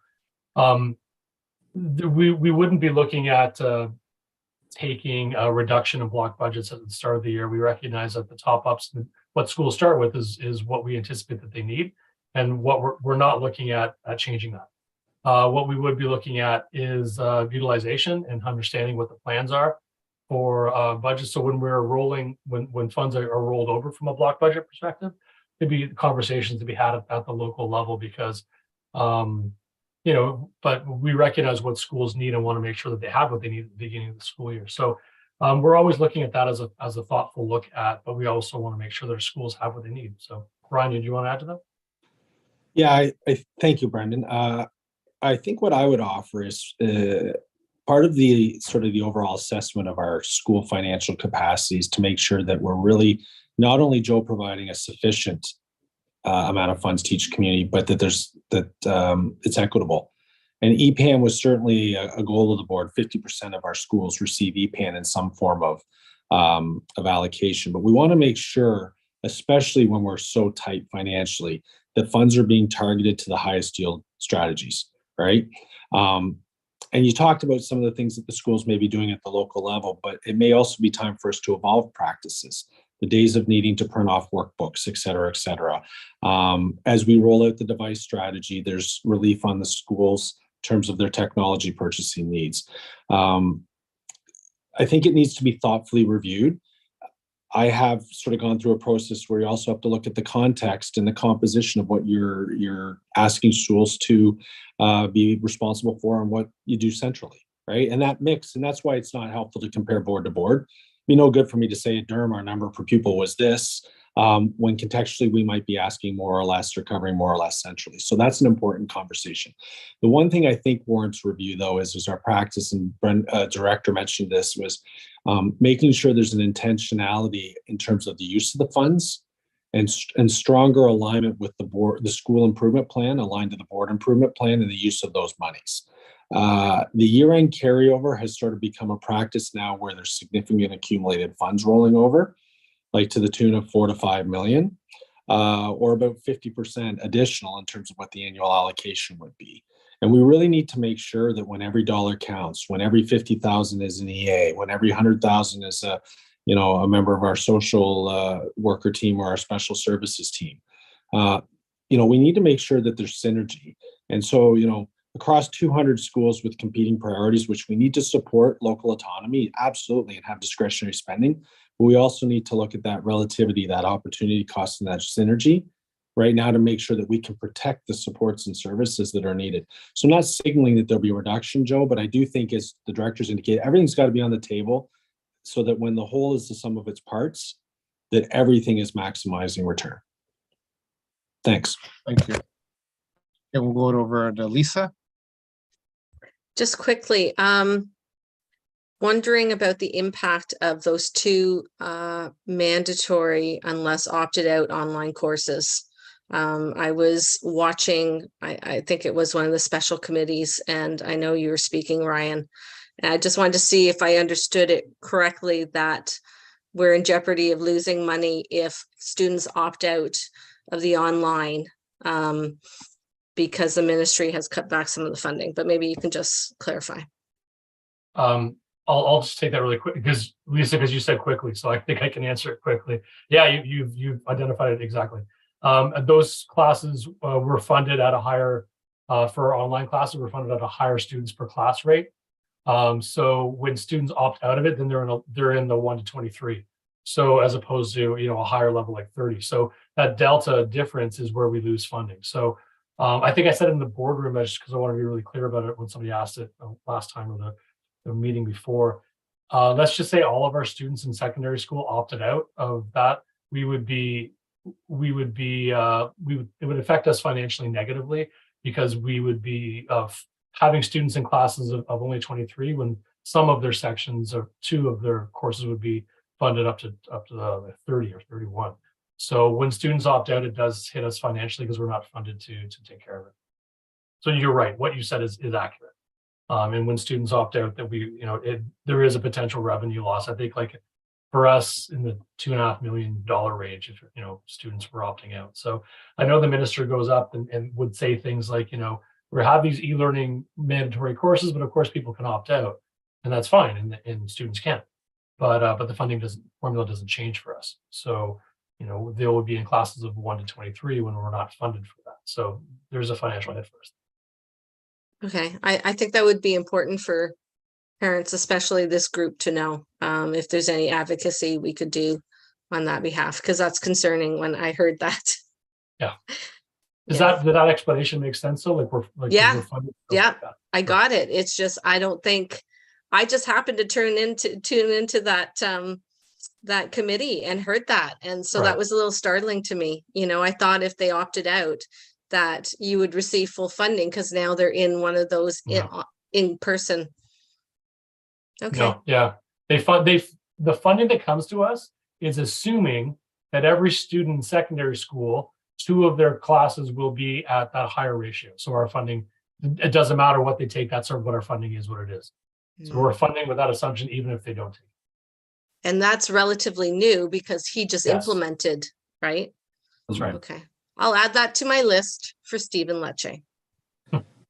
Mr. Chair, and by the way, Director, it was noted that you jumped in to give a short answer so that I didn't give one of my longer ones. So I got you. Just in terms of for CPIC's awareness for advocacy, though, and what we're doing on all of these challenges is the director sits with the other directors on a group called the Council of Directors of Education, or CODE. I myself with the Council of Senior Business Officials. We do have monthly meetings with senior staff from the province. They're aware of the different pressure points. The trustee associations are now starting to align in their messaging as well. And so anything that can come up, either the UAPC side, provincially, the CPIC sides as well, whether individual boards start tabling their own advocacy correspondence as well, all of that will be helpful. It's not necessarily new information, but when it starts to bubble up to the point that things that are really important for us to protect are possibly in jeopardy, I think that's what, and the rubber's going to hit the road. That intersect is coming in this next budget cycle for most boards. So thank you for that. Thank you. We'll go over to Jen. Hi, sorry, I just wanted to make one comment about the block budgets. Just when you guys are considering that, I know this is more at the CSPC level. I'm a chair at one of the schools, and talking with other chairs at other schools, there is huge giving fatigue.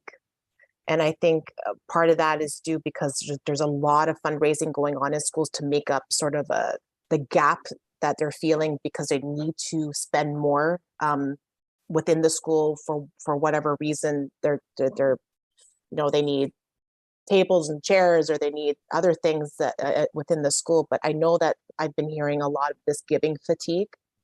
So if there is a reduction in the block budget, it's only going to increase the amount of fundraising. And it's not just from CSPC, but also within the school itself, from administration. So just to consider that, that's all. I just wanted to put that out there. Thanks for that, Jen. Yeah, hear you on that. We're not on the table right now, isn't actually looking at reducing the block budget per se, but we are taking a look at what the carryovers are and what the needs are in individual schools. So there should be all the funds that the school needs should be there, and we don't plan on reducing that per se. But we really do, all schools, and like myself and my kids' schools, or when I was a principal, really appreciate the ways of the community, especially the CSPC.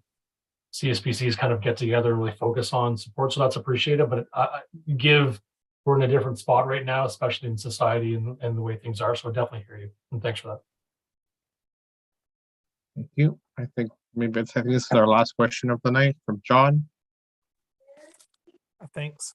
Can given that there's a large deficit, there's going to have to be some, I guess, serious questions made about, what is reduced or what the priorities of the board are.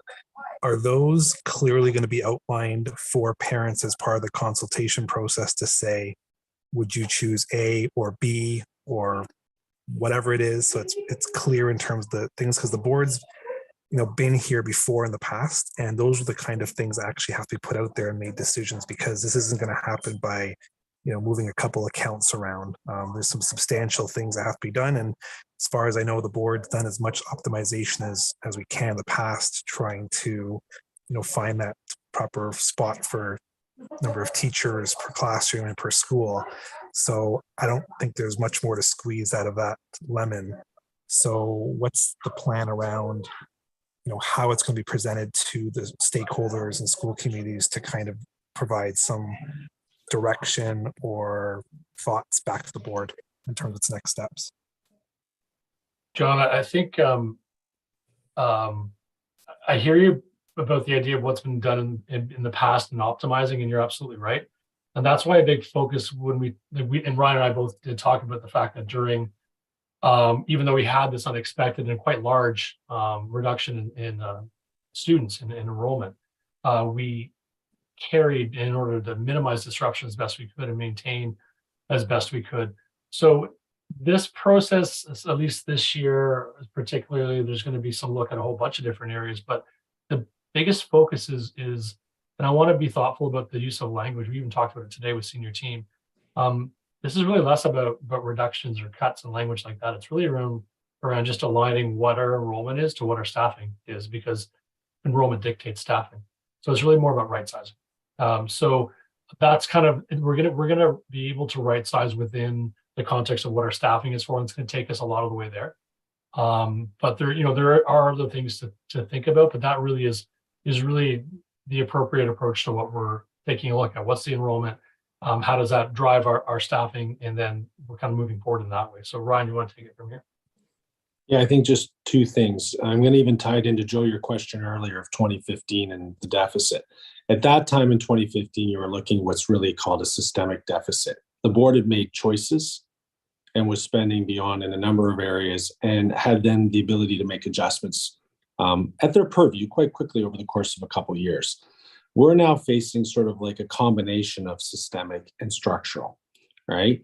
In terms of whether it's the limitations on the number, the ability to look at number of schools, to the sick leave pressure, to legacy provision and collective agreements that are now sort of being dealt with at a provincial table, but with a lot of downloading onto boards. And as the director and I have mentioned tonight, through the pandemic, we've carried a lot of positions for the right reasons, for system stability, right? But that stat that Brendan gave you of an enrollment decline of 7.5% and 2.5% adjustment on the staffing side, and I guess it was myself today too, we've both been sharing it in whatever conversations we've been having. That's pretty indicative of the need to just simply right size. From year to year, if you decline, say, by 1,000 students from this year to next, and just a quick, to flag, we're going to go down by about 850 based on updated projections this year to next. Just naturally adjusting the number of classrooms we have, et cetera, that just keeps you level with where you're at. It doesn't save on the bottom line. It's not a reduction, it's an adjustment. So we have intentionally put off those adjustments for the last couple of years. We took the first swath at it last year after the 4,000 student hit. We took some of it, but not all of it. And for this year, we've been pretty clear in the boardroom that we're going to need to see the last of sort of that, I call it the academic process through of right sizing, as the directors indicated. That'll be the majority of the adjustments for this year. There's going to be some adjustments in other areas. Not really looking, I don't think, through this year's system stakeholder process for referendums, or we'll be looking for inference in terms of priorities, almost similar to what I referenced earlier about CPIC, which would be the priority areas either to protect or areas that we might want to look at either for this budget or beyond. When we do a true zero-based budget for the upcoming year, and when we get into things more deeply around Christmas in January at the turn of the calendar, that's when we'll have probably a really deep sense of what could be put on the table, one versus the other. right? And that's where I think really intentional feedback and input will be necessary. But we're going to do it on an ongoing, almost continuous intake basis. So there will be merit and absolute need in this year's consultation process, combination from system awareness, which we've heard from CPIC, that communication is critical, right? Transparent messaging is critical. Regular communication is critical. And then when we're able to, and where we're able to receive input that can influence decisions, we'll absolutely do that right now as well. And a lot of it, as I mentioned, just to sort of conclude, will signal actually then areas we may be looking at for the upcoming budget cycles, not necessarily this to next. So right now we got to finish the right sizing, which really isn't something that we're looking for input on. We actually just need to advise the board on sort of where the last of those adjustments would be. And then there will be the need to obviously have savings beyond that for this upcoming budget. And hopefully we'll be in a position to get thoughtful, authentic input. And we only ever want to receive, input or consult when it actually can be thoughtfully, taken into consideration and influence our decision making. So more to come on that, because we are coming back to board at the end of March in terms of our consultation plan that's commensurate with the budget framework and sort of tied into that context. So thanks for the question, John. Perfect. Thank you. Thank you for that, Ryan and Brendan, for the responses. And as Ryan said, they will be back.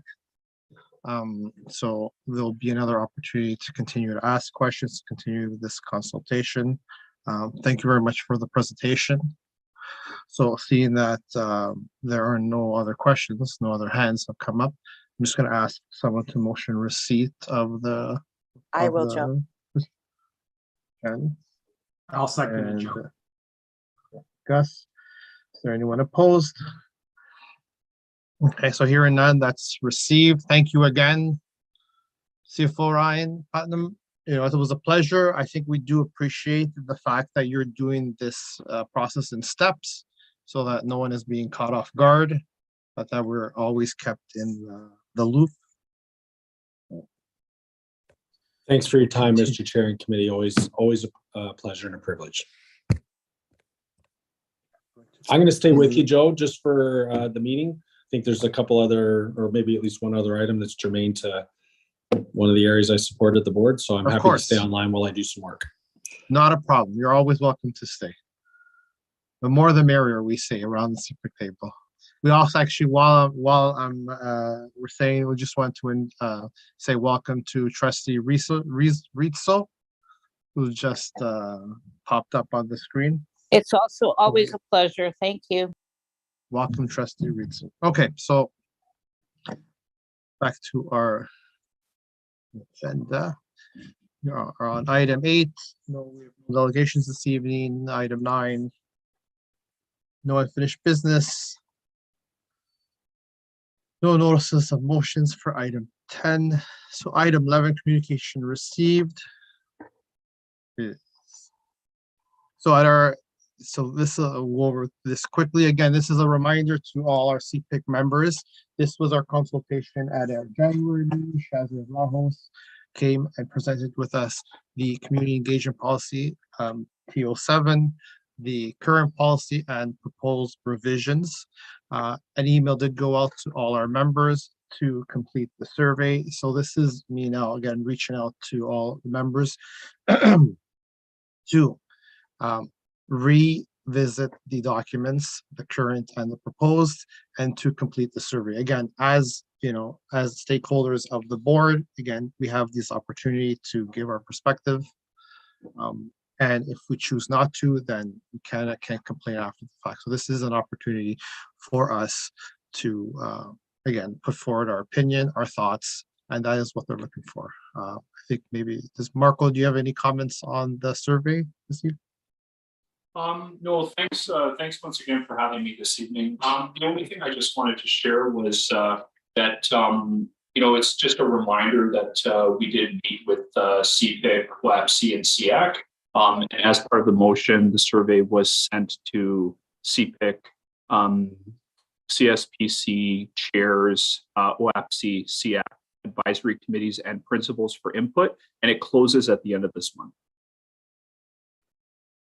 Yes, the deadline is Monday, March 27th.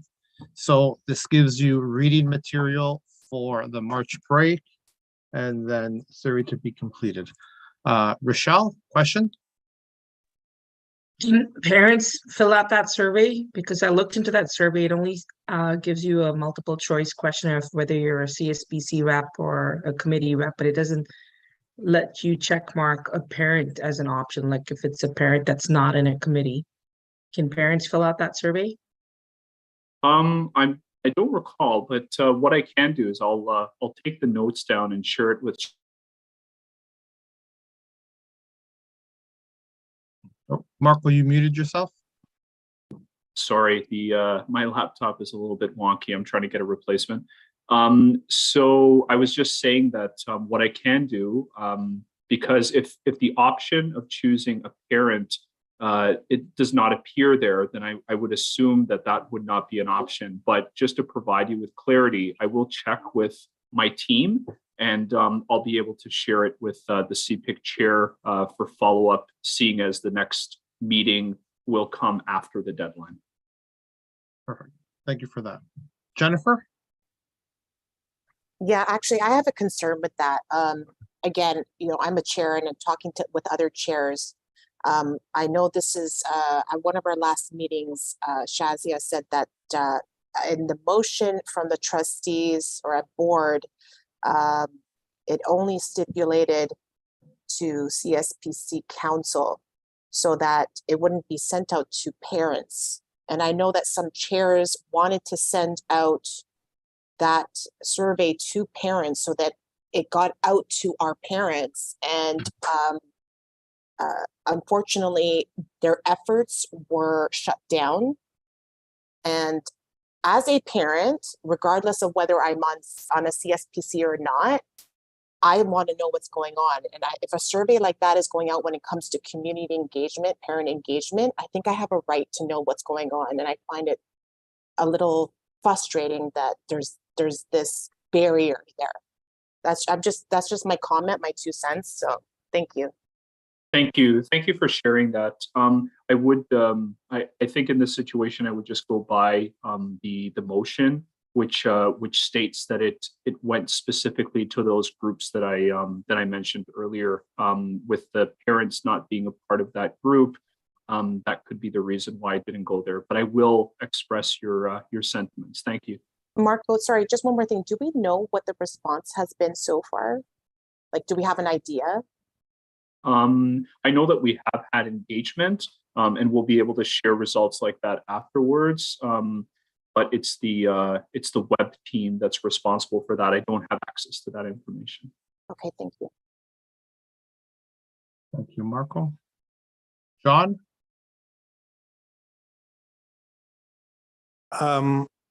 I guess the piece now that the survey's been released, and from talking to other CSPC chairs, they don't quite understand what the depth of this policy does and what it really means.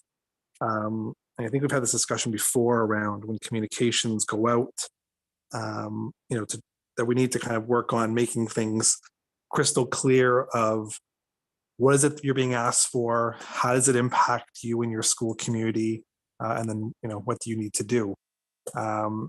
And some of the way that the questions have kind of been phrased is kind of leading the answer in terms of some of the initial things. Say, sounds great, it's more compact, but holistically between the board and parent groups need to kind of make sure the message is made clear of what does this mean and why is it important to respond and what are the concerns that need to be taken into account. And I guess I'm kind of, for the fact that we also don't know what the engagement has been, that's also a problem because part of the mandate of CPIC is to, grow parent engagement and stuff. And it's hard to know whether engagement is being reached until after the fact, and that's too late. Thank you for that. I will share the both of those notes based on the lack of depth in the survey, as well as getting the information before the deadline with my team.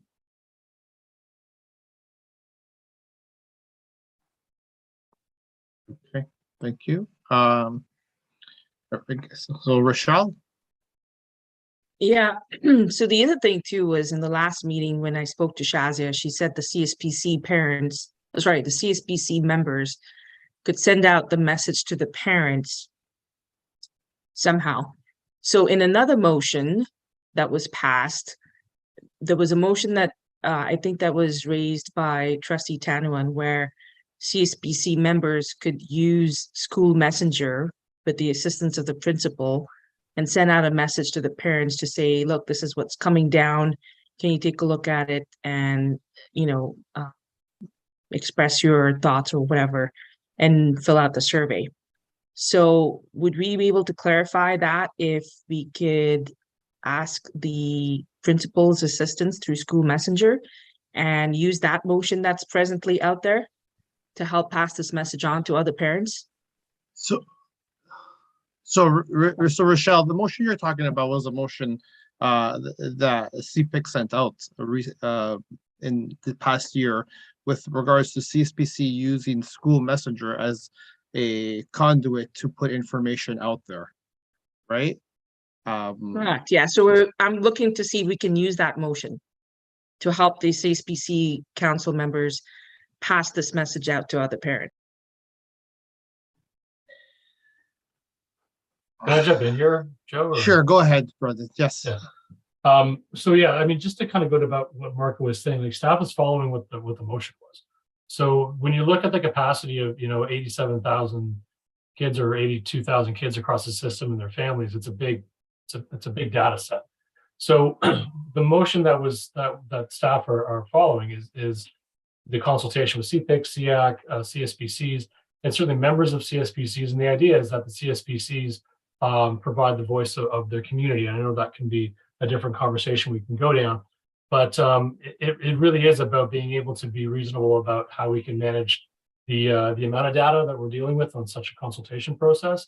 And in following the motion that was put forward, that's the way that we've approached this. So the pathway that's out there right now is the pathway to be providing feedback. So at the school level, it is through the members of the CSPC as well as through the CSPC chair. And that will, generate the feedback from 200 schools across the system, which is what we're looking for, as well as obviously with CPIC and CIAC and other committees as well. So that's the approach that we're taking. We're at this point, the survey's out there. We're not looking to necessarily deviate from that. Thank you, Brendan. I do appreciate everyone's delegation on this item, and we did hear it at the consultation at the CPIC table. We did hear it for anyone who watched the CIAC meeting, and we did hear it at OAPC. And the question has been answered several times in different phases.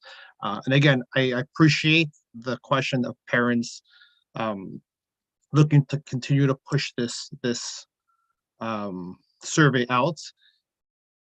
But the idea of the item this evening was to make sure that everyone around this table goes on and answers the survey, right? And again, if I understand we're pushing to get other answers to come out, but what we're trying to do is to make sure everyone around this table completes the survey, because if we're going to continue to delegate to keep just pushing this survey forward, but we don't do our due diligence, then we're kind of working in vain. So I'm going to go with Natalia and then Jen, and then I would like to move on with our agenda this evening.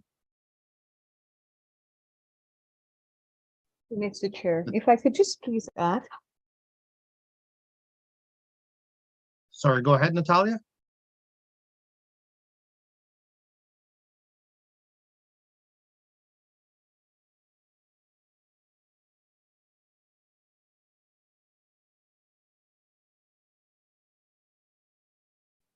Natalia, are you there?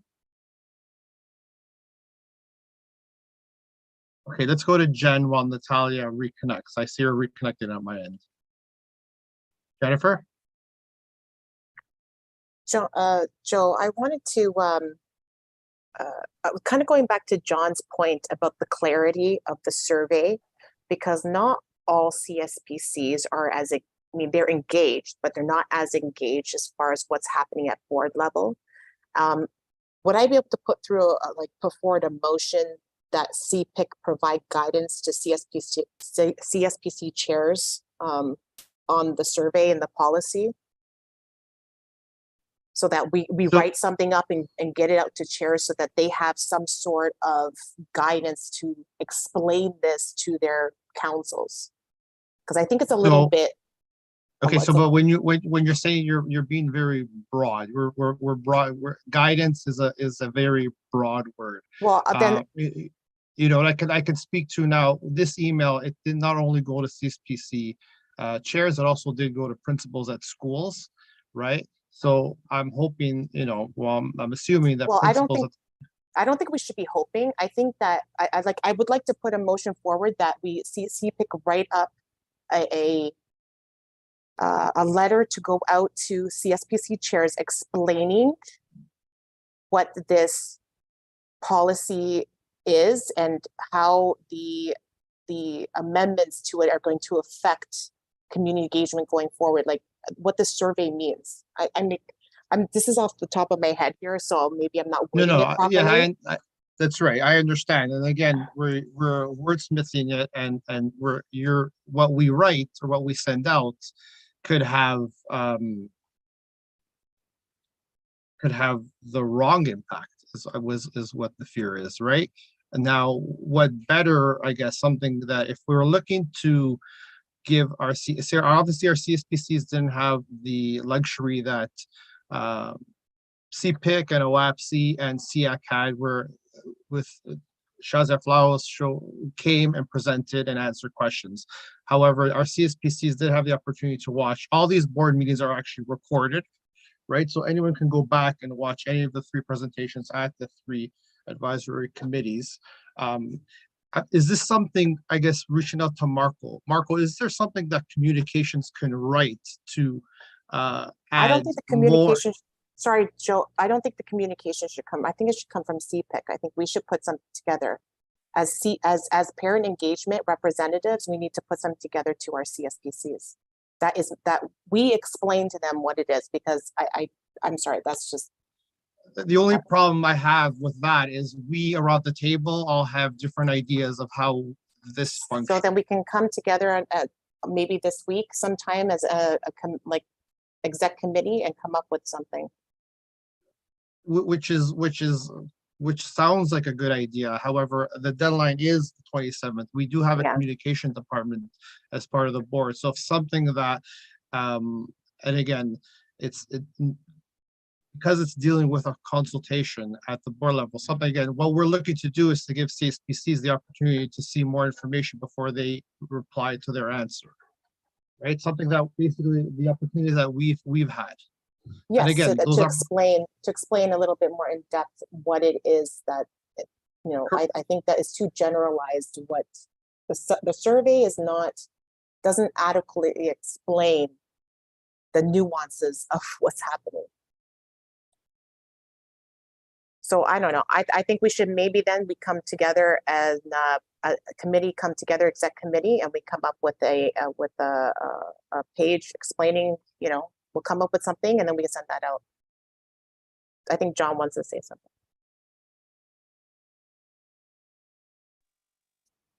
Jen, yeah, although I'm not a voting member, so I can't move the motion. I think what you're doing is correct in terms of CPIC should put a position out there. Obviously, CPIC needs to gain a position because it's your job as parent engagement and involvement group to make sure that CSPCs are engaged and involved by what's happening, because obviously there have been concerns expressed by OAPC and CPIC members, and we don't want this to pass by without making sure that there's been proper engagement and knowledge, because obviously the board has a position in terms of what they've put forward. The trustees may have a position when it gets to there, but the parents need to have a position in terms of what the concerns are and what kind of things we think people need to consider. Thank you, John. Rochelle? Can we not have like a subcommittee on this and put the motion through, and try to set this up before, we still have time before March 27th. So again, I appreciate the nuance of the group. Today being March 6th, next week is, you know, there's 2 weeks to March break. I'm pretty sure everyone's gonna kind of go away and do their thing. And the survey will be due at the end of the last Monday of March. So yeah, Joe, there is time. Joe, there's plenty of time to do something. So there We still have is, till the again, excuse me, may I? I understand the time constraint that there is at the moment. However, from the perspective that I'm looking at it, we've had questions answered, like we've had a lot of questions answered. Now, if the committee wants to put forward a motion, again, my recommendation is we do use our communication department in order of creating a message that goes to our CSPCs, just because we do need the communication that goes out to align with just board consultation protocol, right? It's we can't. I can tell you honestly, I wouldn't know what to write, to tell you the truth, because again, there's 15 of us around the table, and all 15 of us have a different opinion, may have a different stance. I've always said in the past, if we all have different ideas, different perspectives, different opinions, good and bad. And that's why we meet as a group, to have a conversation, to discuss, and to be able to participate in these consultations. Again, this item was a reminder for us to get this consultation done, wasn't to begin a process in order to communicate better to our CSPCs. We had that opportunity and no one said anything. So now at this point where we're in the middle of a consultation process, we are looking to now to do something, right? So now you're kind of, you're challenging time. Jennifer?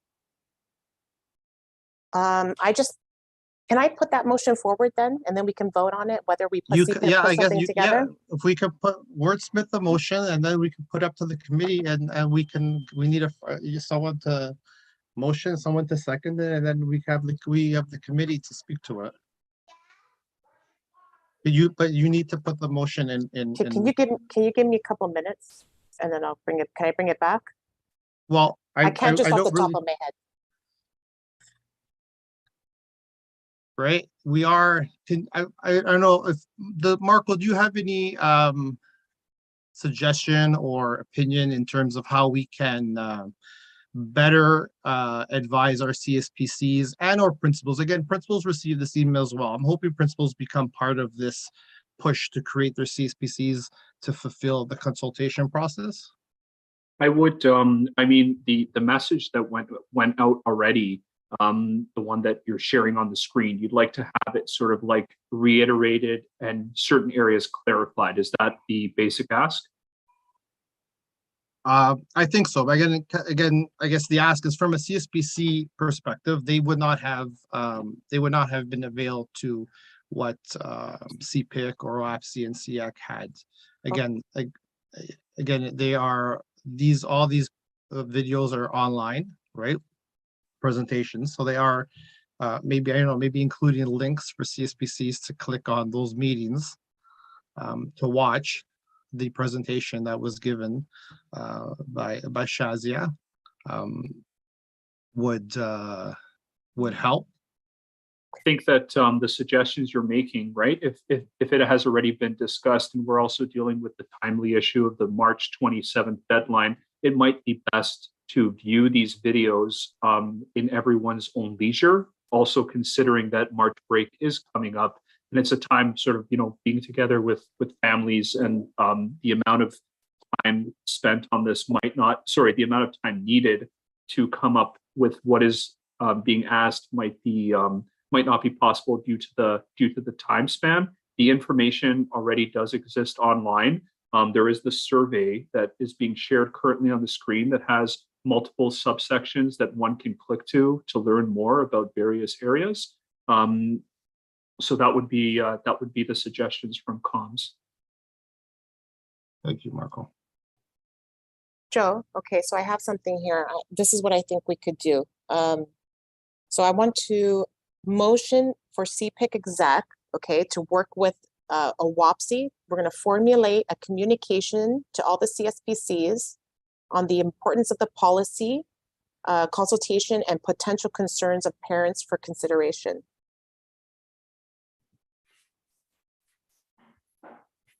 Can you key it? Can you type it into the chat so Yeah, that we I'll can type all it see into it? the chat.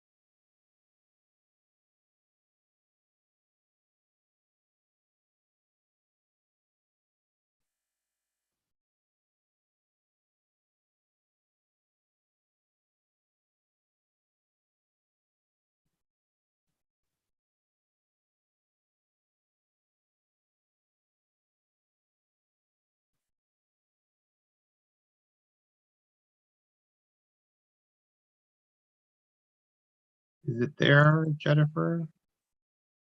Yeah, sorry.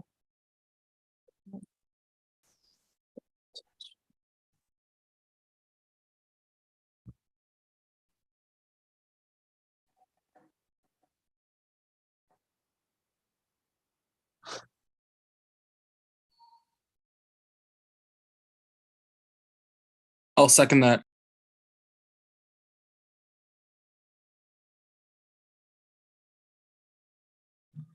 Jennifer and Brian. Okay, so the motion is for CPIC executive in conjunction with OAPSI formulate communication to CSPCs on the importance of policy consultation, potential concerns for parent consideration. Are there any questions around the motion? The floor? Hi, Joe. Natalia? Joe, Yep. if I could just add one Yep. more thing, if you don't mind. Do you have a second? Sure. Could we Yeah, let Marco and then go to Natalia and then Annalisa? The only thing I just wanted to add is that based on the information I shared earlier, just as a reminder that the survey can also be completed as a whole. So everyone can kind of do it as a whole, but also as an individual.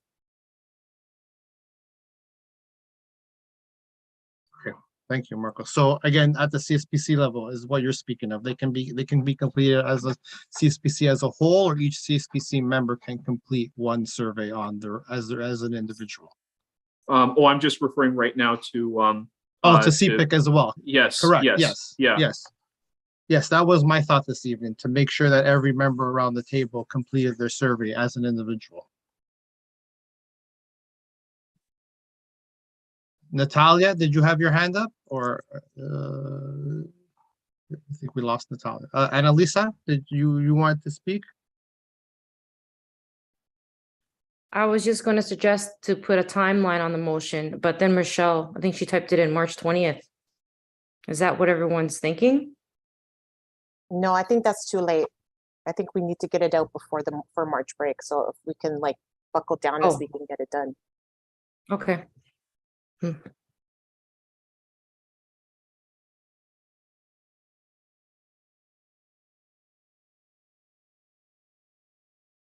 So are you looking to make an amendment to the motion, or is that the motion and then we're going to move forward with that?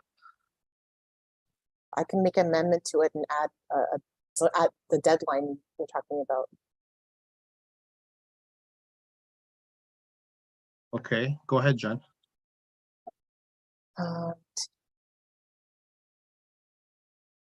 I'd say we'd have to get it out by Thursday so that it can be sent out sent out on Thursday to CSBC chairs and principals at least.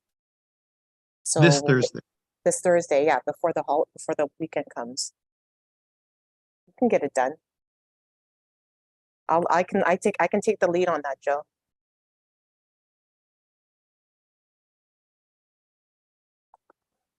Are there any questions from the floor? Rochelle? I'd like to help Jennifer out with it. I have some ideas in my mind, set up some templates, like an explanation of what those words mean in that policy, just to explain it in layman's terms, if it's okay to help out Jennifer and just do like a subcommittee on it. Yeah, well, I don't think we're gonna create a subcommittee. No. I think we'll just. Be Is the there, ex- okay, Yeah, the exec and the WAPSI, right?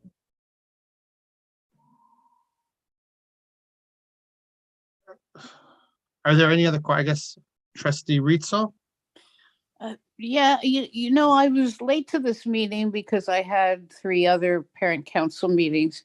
And when I think about it, I mean, I don't quite know how you're going to implement this in the time frame that you have. And the reason why I say that is that so you have March break. So most meetings won't take place, and other parent council meetings won't take place for another month. And I don't know how you could get something on that. I believe that many of them have already discussed it. I can only speak for a couple of them that I have been witness to. And I really think that if you wanted to have done something, you should have done it at the last meeting so that you could have implemented it. And I think that this is really foolhardy at this point. As much as I like what the intent is, I really don't think that you're going to get much response. And just to piggyback on what you were saying, Joe, maybe Marco and Shazia could put out, like flash, a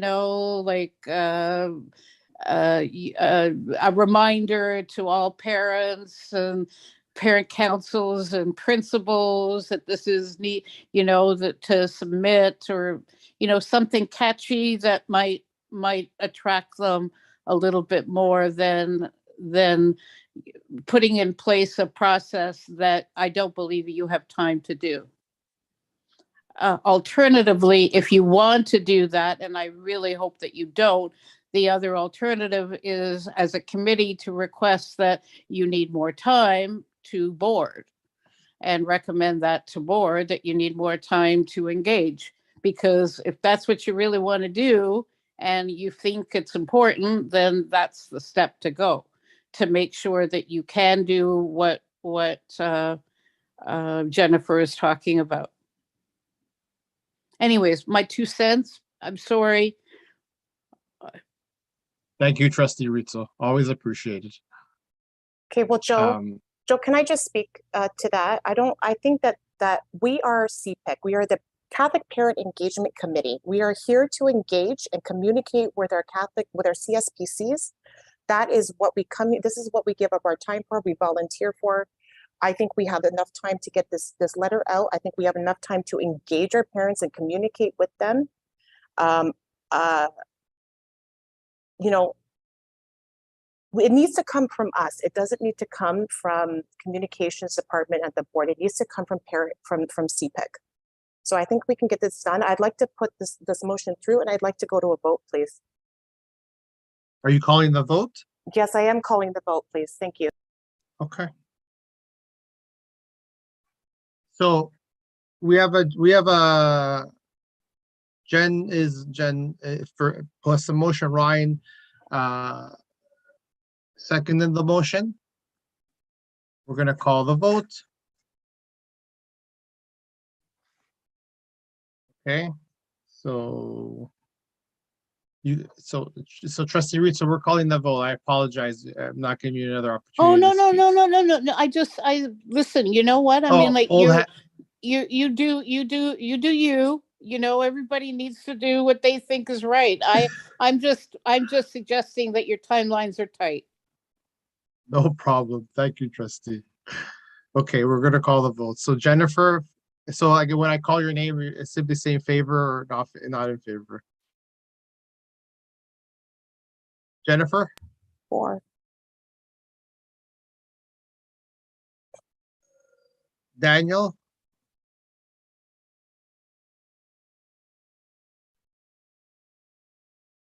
I'm for it. Gus, In favor. Lisa,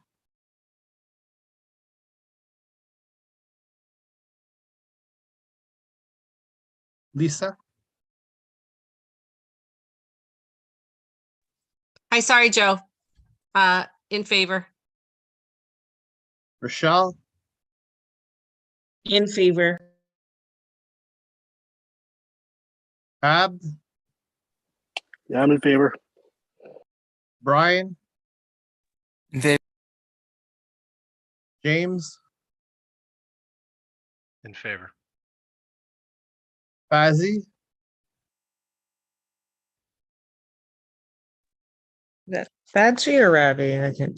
Fazzy, right? Okay, okay, Four? sorry. Four, Thanks, thanks. Fazzy. No problem. Annalisa, In favor.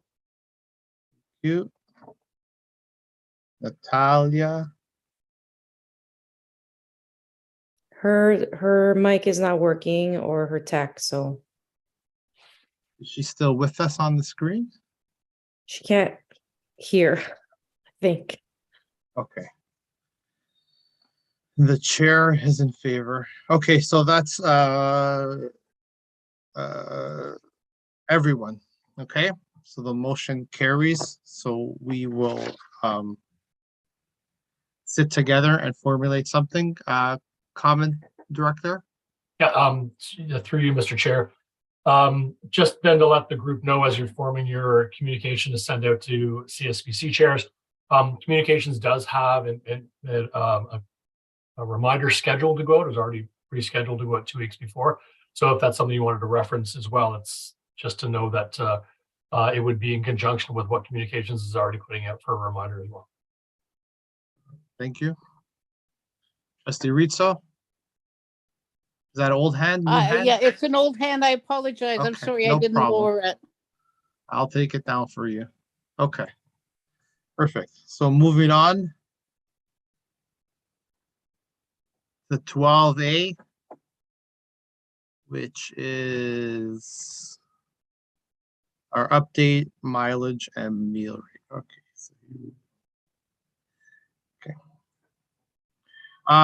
Okay, so 12A is updated mileage and meal rate. This happens usually on an annual basis. We do get communication from business services that lets us know when things increase and go up. CPIC does stay aligned with board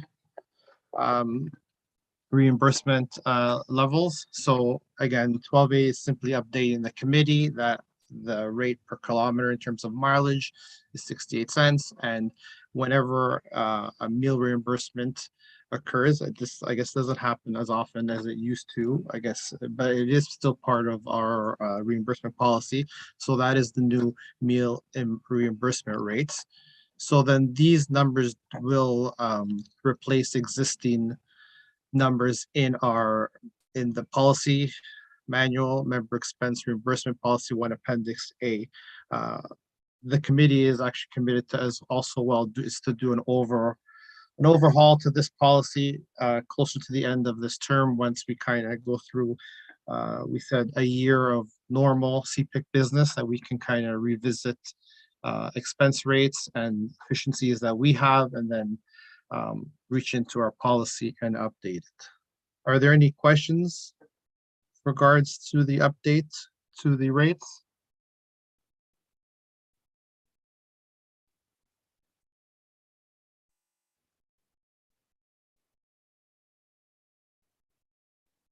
Can I get someone to receive then? Motion to receive?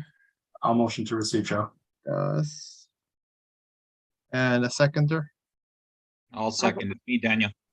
Daniel. Is everyone opposed?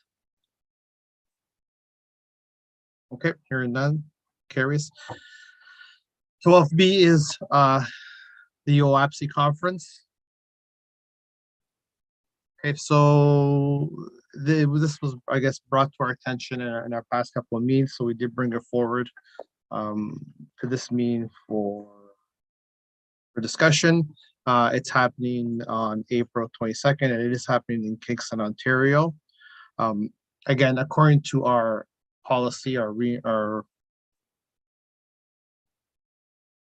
reimbursement member policy, what we want to do in terms of the OAPSI conference is we want to be able to offer it to all our CPIC members to attend. It's one of the parts of this item this evening. In the past, we had other conferences that members would go to. Those have kind of dwindled away with COVID and with usually because they usually are put on by the Ministry of Education. It was a different provincial government at the time as well. This is an opportunity for our members to attend a conference and see parent engagement and network. I can speak to the one in Halton last year. I was able to interact with pick chairs from different boards, which is wonderful because you have a conversation as to see what they're doing. We have, right, so the ask this evening is, so we want to basically pre-approve the OAPSI conference as a CPIC member conference that we can attend. That's the first part. Are there any questions, Jennifer? So this is just for the CPIC reps like we discussed, right? Yes, so this is basically a CPIC member would follow. If the committee is okay with it, what we would do is I would put out the invitation to any member around our table, any CPIC member. If you're interested in attending the OAPSI conference, to let me know this week, and we'll make arrangements in terms of, because again, the conference being in Kingston, there'll be hotel and mileage reimbursement in this case. So would that, I guess that wouldn't extend out to a WAPSI reps, say on CSPCs and things like that. So at the moment, I'm only speaking to the CPIC CPIC. members. Yes, I want to be very clear that our policy. So if for those who haven't read our policy, you can read it. It's online. I'm speaking to our policy, our reimbursement policy in terms of if a CPIC member goes, if we attend a conference, something of that sort, we have some in our bylaws. We basically have some rules written up, right? So in order to attend a conference, the committee does need to approve of it ahead of time. So that's what I'm taking on at the moment. If this committee approves the OAPSI conference as a conference for CPIC members to attend, then if any member is interested in going, there's the opportunity to be reimbursed based on our policy. But I'm only speaking to CPIC members.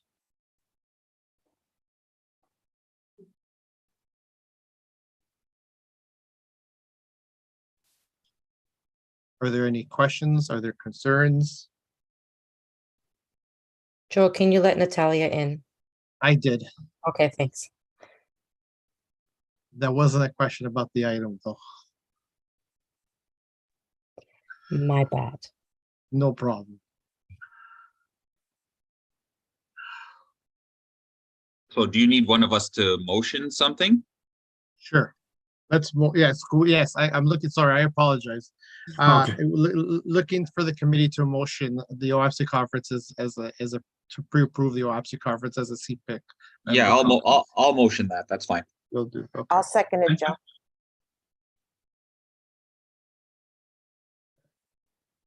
Is there anyone opposed? Okay, so hearing none, that carries. Again, the ask, I'm going to say it again. If you are interested in attending this conference, and the request for the CPIC member would be to attend the full day conference. The poster is currently in front. So it starts at 9 a.m. and it ends sometime in the evening after the gala dinner. It is in Kingston, Ontario, which is about 2.5 hours from here.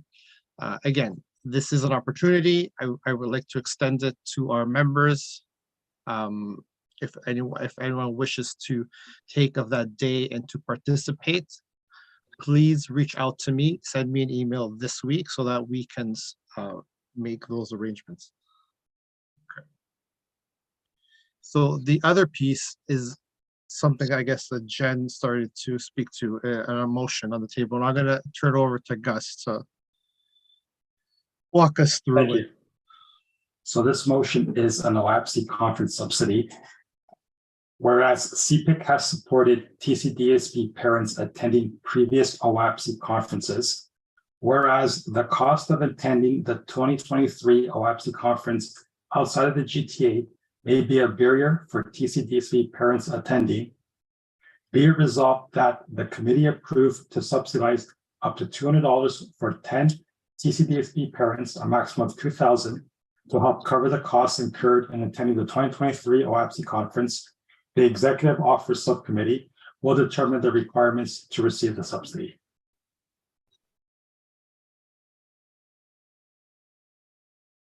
Thank you, Gus. So Gus is motioning it. I need a seconder. I'll second that. Actually, could I,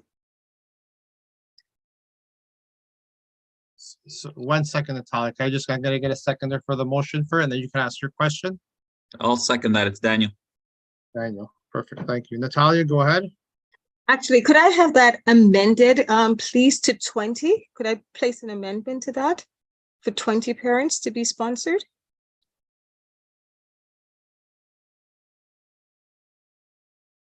So you would like to put an amendment to the motion?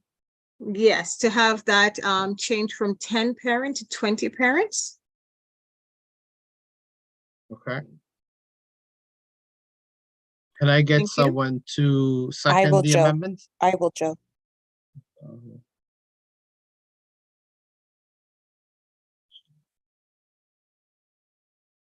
Okay.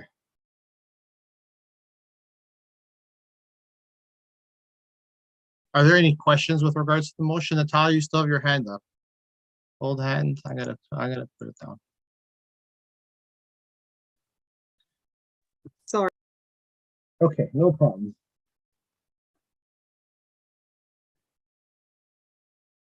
Are there any questions with regards to the motion that we put forward? So again, the second piece of 12B is now we would like to help support our TCDSB parents who would like to travel to Kingston. Obviously, their subsidy will be is a lesser amount, but we do want to offer something. Again, the biggest barrier at this point is kind of cost in terms of travel. You know, gas is a stickler out there these days, and basically hotel, right? Again, this is a full day event.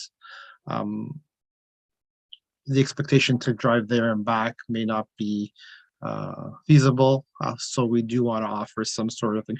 Again, the hope is that parents want to go to this event to participate, to hear the keynote speakers and whatnot. No questions? Okay, Joe, so I I'm have a- gonna sorry, get, Joe, I have a Joe, question.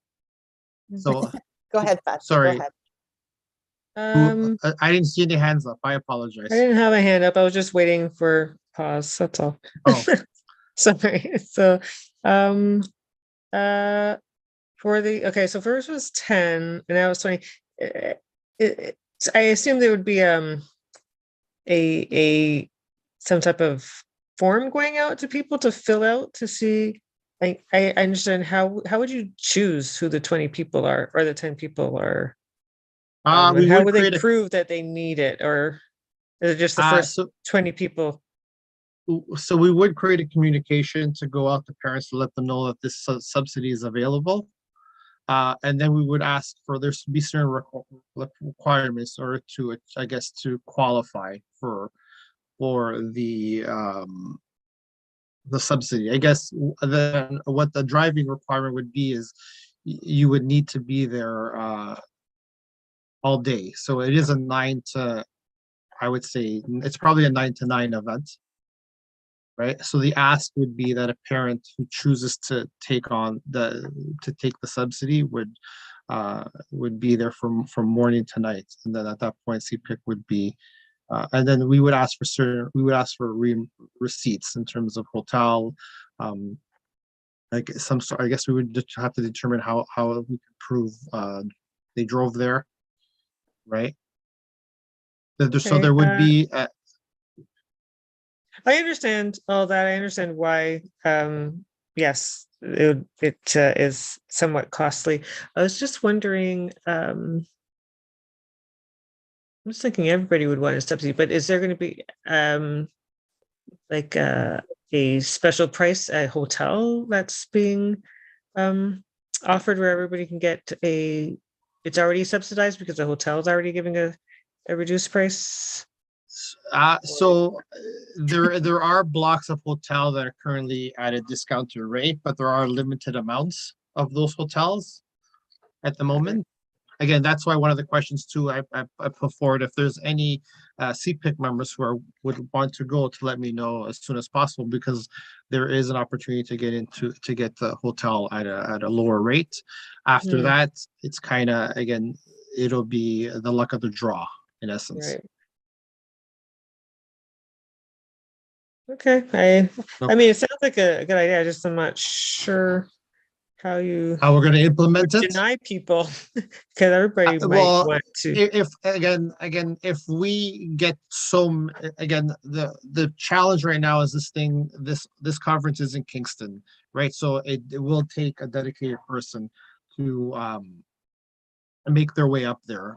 We are looking at numbers again when we kind of came up with numbers, CPIC, and actually obviously in conversation with OAPC, we have been looking at historical numbers over the past few years in terms of attendance. What does attendance look like when we're in a different region of the province versus attendance in Toronto? So we kind of use those numbers, and we're trying to forecast how many people would come out of, say, the Toronto out of Toronto Catholic, how many people might come out of Dufferin Peel, like those sort of things. That's what we've kind of taken into consideration when we kind of came up, I guess, with the numbers and the dollar value. Okay, thank you. Okay. Jennifer? Can we put it to a vote? We can. I'm going to start with the amendment to the motion to increase it to 20. So increasing to 20 at 200 would be a maximum of $4,000. It was motion by Natalia and seconded by Jen. Is there anyone opposed? Oh, we have to take a recorded vote. This is where if I had a recording secretary, I would ask. We're going to do a recorded vote just so I can cross my I's and dot my T's. So after this motion's done, now we would discuss it and then vote on it? So we're going to vote on the amendment and then we're going to vote on the motion. Are there any, do you have any other questions? No, I'm just trying to understand the process. I mean, I guess It's the confusing, only isn't question it? would be, could we afford it? Is 4,000 really way out of the budget? Okay, thank you, Gus. All right. That's all. Yes. The treasurer, thank you. Yeah, we've taken into consideration the allocation that we put on ahead at our budget and priority setting subcommittee earlier this year. So we started obviously with that number, and we've considered that if all those things that we said were going to happen, we would still have funds to add. So again, we initially allocated 2,000, now we're allocating 4,000. It would still be possible to allocate that. I guess I think even in terms of CPIC members, we're kind of ballpark. There's a figure in Gus's head too, and even that number kind of fits with what we currently have, right? At the same time, we're trying to be fiscally prudent and responsible. We do have the CFO around the table this evening. We want to make sure that dotting our I's and crossing our T's. So yes, and this was all discussed at the executive subcommittee meeting, which there's a few more details. I guess we're speaking to this item now. However, at the executive subcommittee meeting minutes, we'll kind of tell you that we talked about it then. So we'll start with the amendments. Okay, so Jennifer. 4. Daniel, I'm for it. or Gus, In favor. Lisa, In favor. Rochelle, In favor. Ab, I'm for it. Brian, In favor. James, In favor. and Elisa. Joe, I'll refrain just in case there's a conflict. Natalia, Thank you. In favor. there's in favor. Okay, so the amendment passes, and now to the motion. So now the motion will read 200 per person for a maximum of 4,000. Jennifer, are there? Four. No, Four. just more vote. Daniel,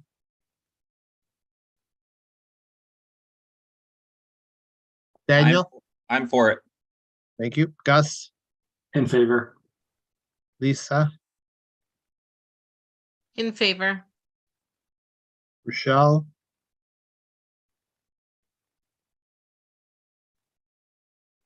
In favor. Rochelle. Perfect, thank you. In favor. In favor. Abe, Yeah, I'm for it. thank you. Brian, Yep, in favor. James, In favor. Natalia, In favor. and the chair's in favor. Is there, did I miss anyone? You missed me twice, but that's four for both. Oh, of I them. apologize, Fazzy. It's okay. Fazzy, you are? Okay.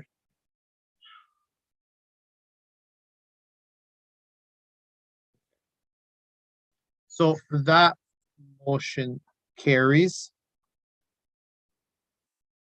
Thank you, everyone. And again, like I said, that communication will go out from CPIC in order to parents to let them know, and we will break down requirements for the subsidy. And again, I'm going to say it a third time or the fourth time, I'm not even sure. If a CPIC member is looking to attend the OAPC conference, please do send me an email this week. We're going to continue with our agenda, item 13. So 13A is the Executive Officer Subcommittee. So again, we'll be touching on things that we spoke to. The executive Sorry. Can I ask a question? Is there someone in particular we're sending the email to? Myself. You, sorry? If you would like to attend the conference, Yes. yes, for any CPIC members who would like to attend the conference, please send the CPIC chair an CPIC email. chair. Okay, didn't hear that part. I didn't know. Yeah, sorry. Thank you. Got it. To this guy. Okay, thank you. No problem.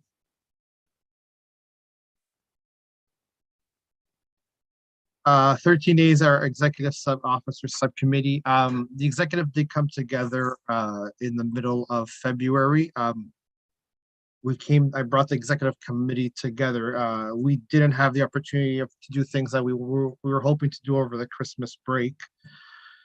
So we kind of got together to go over several items.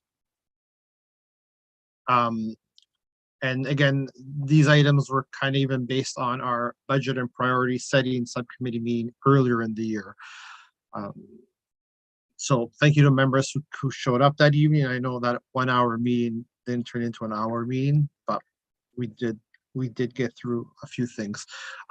We discussed CSBC Appreciation Night. This is something that CPIC has done in the past. We haven't done it recently just because gathering was not allowed. So we are looking to bring this event again forward, and again to show appreciation to all our CSBC members and to thank them for the amount of work they do, even through these challenging times. So a simple high level description of what we were looking to do is the event is looking to be held in June. We don't have a CPIC meeting this year in June. Our last meeting is in May, so June can become a month that we can hold an event. And the ideas include creating an opportunity to network with other CSPC members, obviously around food. Maybe bringing in a keynote speaker to speak to our CSPCs and to kind of continue to encourage them and whatnot. To also invite our director of education, our chair of the board, to come out and speak and give wishes to our committees, but then obviously to recognize our CSPC members as individuals, or even as the thought is to recognize them as a full group. So I know these ideas are going to now continue into our kind of our event and conference subcommittee. And over the next 2 months, we still have an April and a May meeting. We'll get more details to the CSPC appreciation night. The second item we discussed was our CPIC conference. Gabriella has been doing a lot of work to this. She brought a lot of ideas to the executive meeting this evening. She's obviously not here to speak to it. However, she is working behind the scenes to kind of create a programming for this day. It will be a full day event at the board. Our location will probably be the Catholic Education Center. That has where our conferences have been held in the past. The date, we are looking to do a fall conference.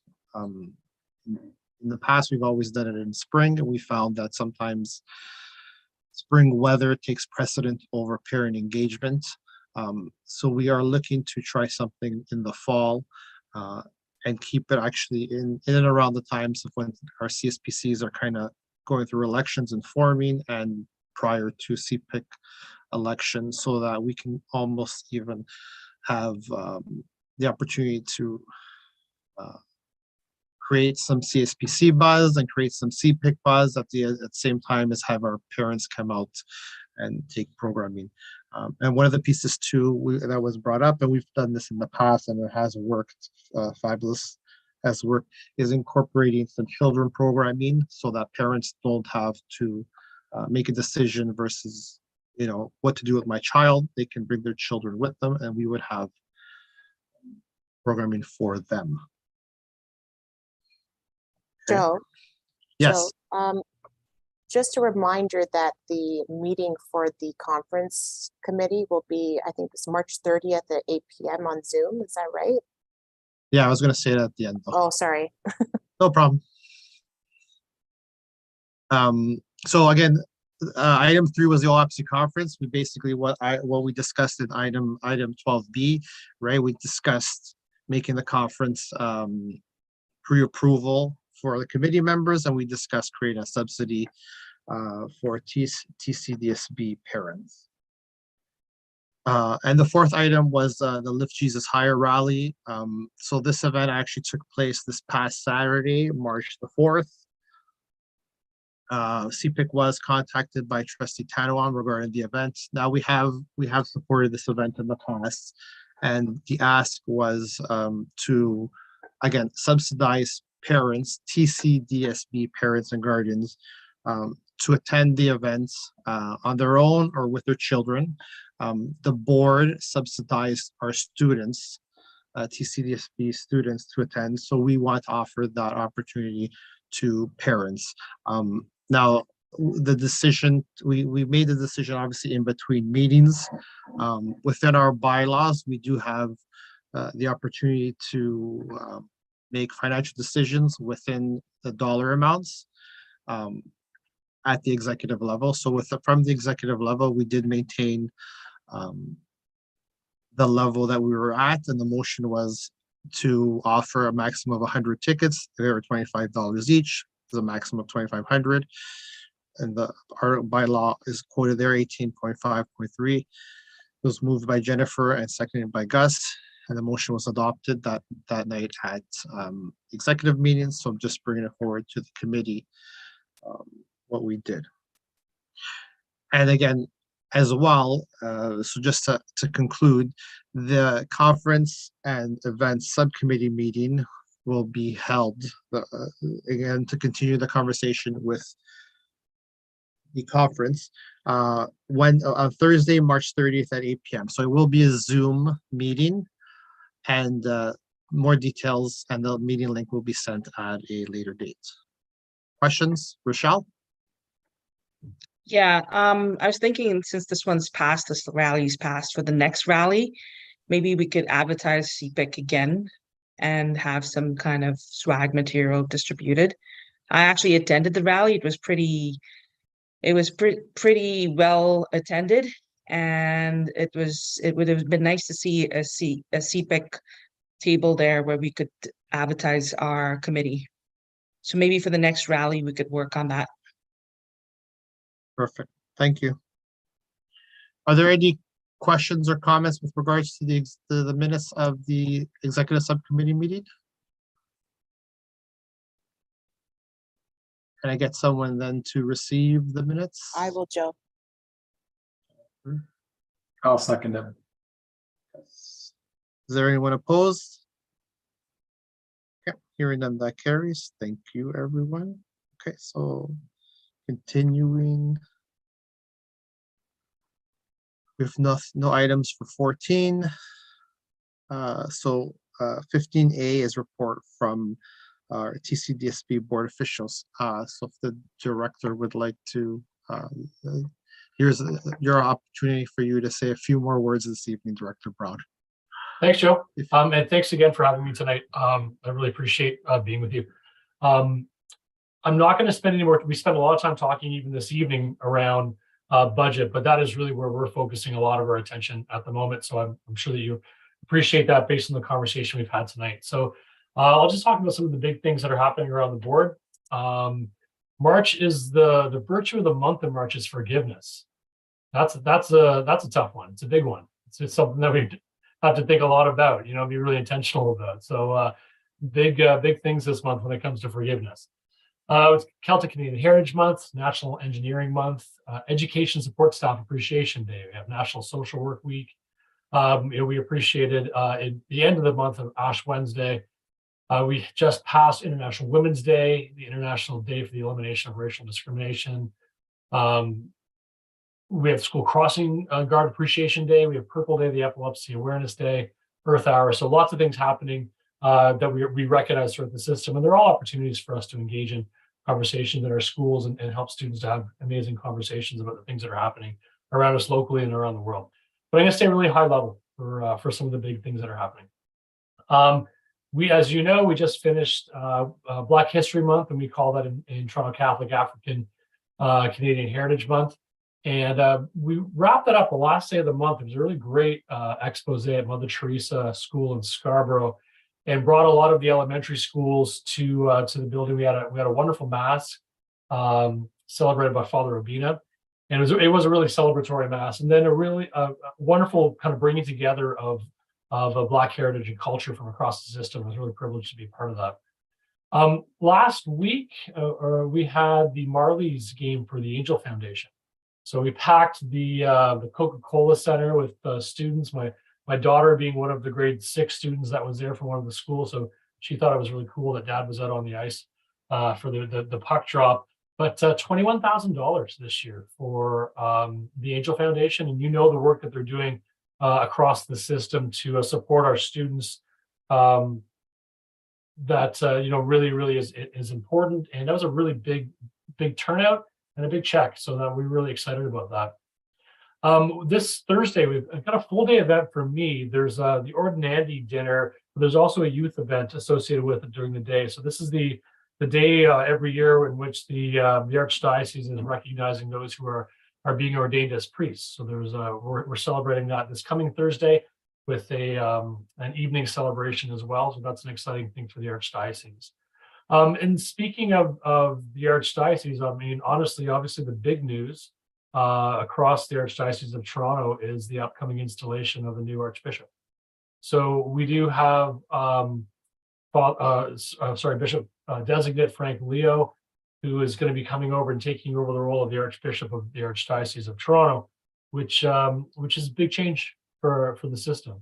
I have heard, I've been in contact with a couple of certainly one bishop in particular I know quite well, but I sit on a couple of committees with some other bishops that have shared some information with me about the bishop designate, and it's really encouraging. I think it's going to we're looking forward to developing a relationship and strengthening that on behalf of all of the archdiocese, but certainly Toronto Catholic. So I'm humbled to be invited to the upcoming installation. It's on March 25th. So it'll be at 10 o'clock at the Basilica, St. Mike's downtown, with a reception to follow at the Sheridan. So I'm proud to represent Toronto Catholic and be part of that, and looking forward to fostering a positive relationship, not only with the incoming Archbishop, but certainly continuing to do so with the Archdiocese. So big excitement, certainly in the Archdiocese, and big excitement in Toronto Catholic. But that's pretty big news. I mean, it's been a while since there has been a new bishop. We appreciate the service and leadership of Cardinal Collins, and we wish him the best as he transitions to this next chapter. And we look forward to getting to know the new Archbishop designate Leo, and being part of his installation day, and certainly part of introducing him to the work that we do in Toronto Catholic. So a lot's happening. I just thought I'd just keep it really brief given the time of evening, but there's always a lot happening in the system and a lot to be proud of. Thank you, Director. Can I get someone to receive? I will, Joe. Thank you. I'll second it, Joe. Yes. Everyone opposed? Thank you. Okay, 16A is our report from our trustee. So I'll turn it over to Trustee Lepretti. I always hate going after Director Brown. Honestly, he's just such a natural. Hi, everyone. My kids were very disappointed that their school was not chosen to go to the Marlies game. I had a lot of explaining to do, especially when they saw a whole bunch of pictures on my Twitter account while we were laying in bed, like getting ready to go to bed. But it looked like an amazing day. So I know the time, so I'll be brief. A lot of emphasis has been put on the budget. CFO Putnam has spoken a lot about the parameters that we're going to be facing in the upcoming budget. March 2nd, we also had the Right to Read report. That was during the student achievement meeting. February 16th at board, we approved the 2023-2024 school year calendar. February 9th at corporate services, I want to say that there was a trustee that put through a notice of motion, and that is something that we should, it'll be coming to our next corporate service, which is next week on the 22nd. And I'll just tell you a little bit about it. The notice of motion is admission and placement of elementary pupils, for the policy to be amended such that Christian Orthodox children be permitted to attend TCDSB elementary schools. So we'll be discussing that at the next meeting. And my understanding is he put this forward because of our enrollment issues. It may help us with enrollment, which will help us with some of the budget shortfalls that we're facing. February 9th, student achievement. We reviewed, one of the items was the review of the educational practices in the top 5 countries. We haven't, since our last meeting, those were, in a nutshell, the most important for parents. I'm here to answer any questions if you have any. But just in my ward, attending a lot of different parent council meetings, one of the things that parents have said, and this has come up quite often, is they wish that we were communicating more about the different tools that are available. So we've taken away some of the tools. Like one instance, one of the items that came up quite often was RAS Kids, that we're no longer funding the licensing for RAS Kids, and like what are we using now? What are the tools that we've implemented now? So that's a question that came up quite a bit in a lot of my parent council meetings that I've attended. I don't know if anybody else has any questions for me about anything. No, seeing none. Does anyone have any questions of Trustee Lepretti this evening?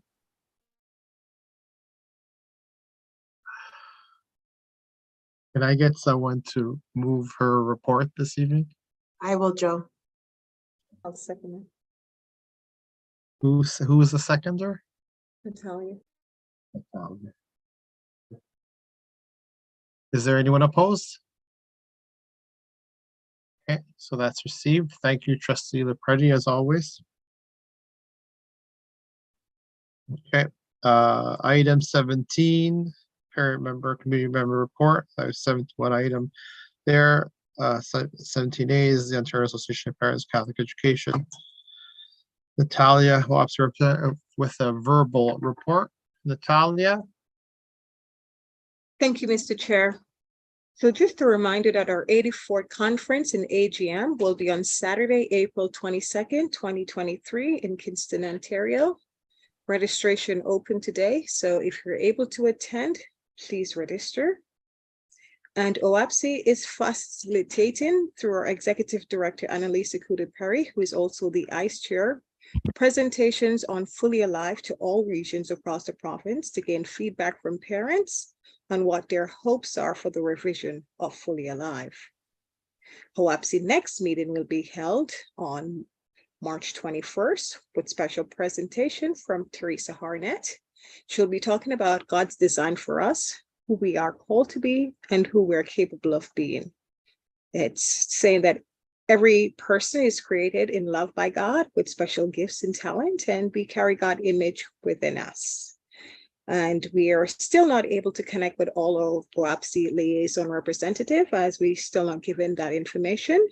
We have been able to contact some principals, but we're still only at 125 out of 200 schools. This is a barrier for us as we cannot connect with all our reps and provide all pertinent information to them, and most noticeably, the Fully Alive feedback that we need to receive. Thank you, Mr. Chair. Thank you, Natalia. Jennifer, do you have a question? Yeah, I just a comment to what Natalia just said about not having all the CSBC contacts. I believe it's the chair contacts. Is that right? They still don't have all of them? We still don't know who all the OAPSI reps are from the school. OAPSI reps. Okay, so just wondering why that's still an issue, why that we've done it for so many years and now we're not doing it anymore. And I still don't understand why this is happening. If we can't have, like, we're supposed to be parent engagement, we're supposed to be engaging with their parents, and you know, this is a WAPSI and they can't engage with their reps, so that's an issue. It's a barrier, yes.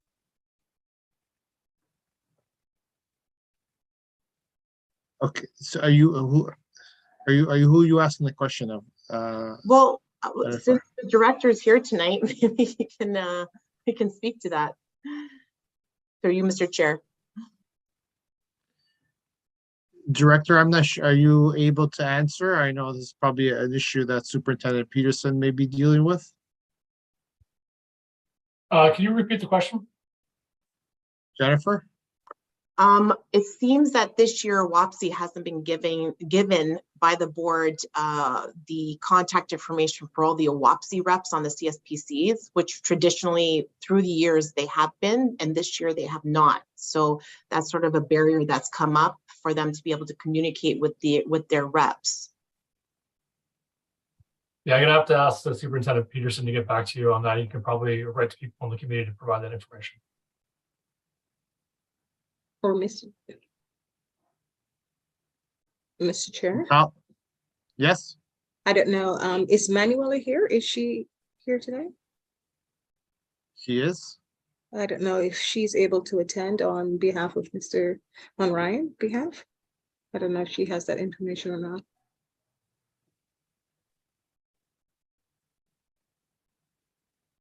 So I can provide some information. So in keeping with freedom of information law and regulations. The process this year was that we sent 2 emails to all on BCC with a CC to Annalisa, asking each representative to share their personal information, i.e. their email, with the WAPC. So I was listening to the number, Natalia, that you said you had. I don't have the statistics in front of me. However, I do know that usually it's about half of the schools have a parent coming forward wishing to be the OAPC representative. In the other cases, following the regulation, it becomes the chair by default. So when it's the chair by default, again, we could provide the TCDSB, CSPC email of the chair, but that's the process that we've undergone this year. So far, we were given a name of 125 out of 200.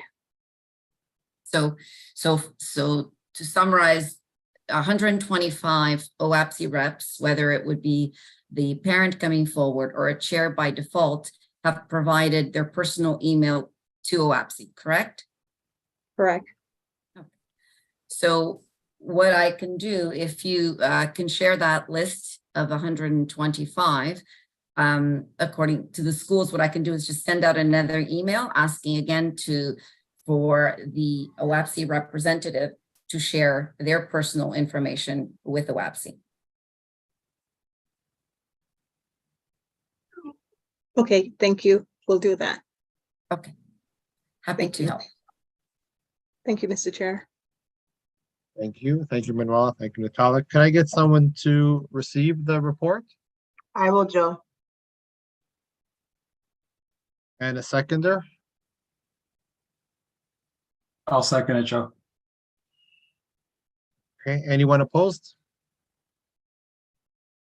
Okay, hearing none, that carries. Okay, 19 pending list is nothing, so we're just left with adjournment. Before we adjourn, our next meeting is Monday, April the 17th. This is an in-person meeting, so we will be at the CEC. Okay, so this is an in-person meeting.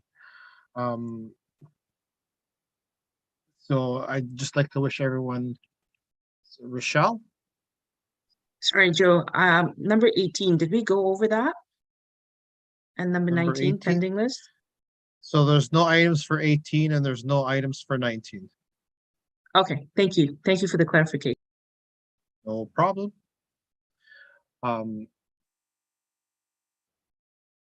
So just like to wish everyone a happy March break because it's upcoming, and hopefully you get to rest and spend time with your families and do fun things and then come back refreshed.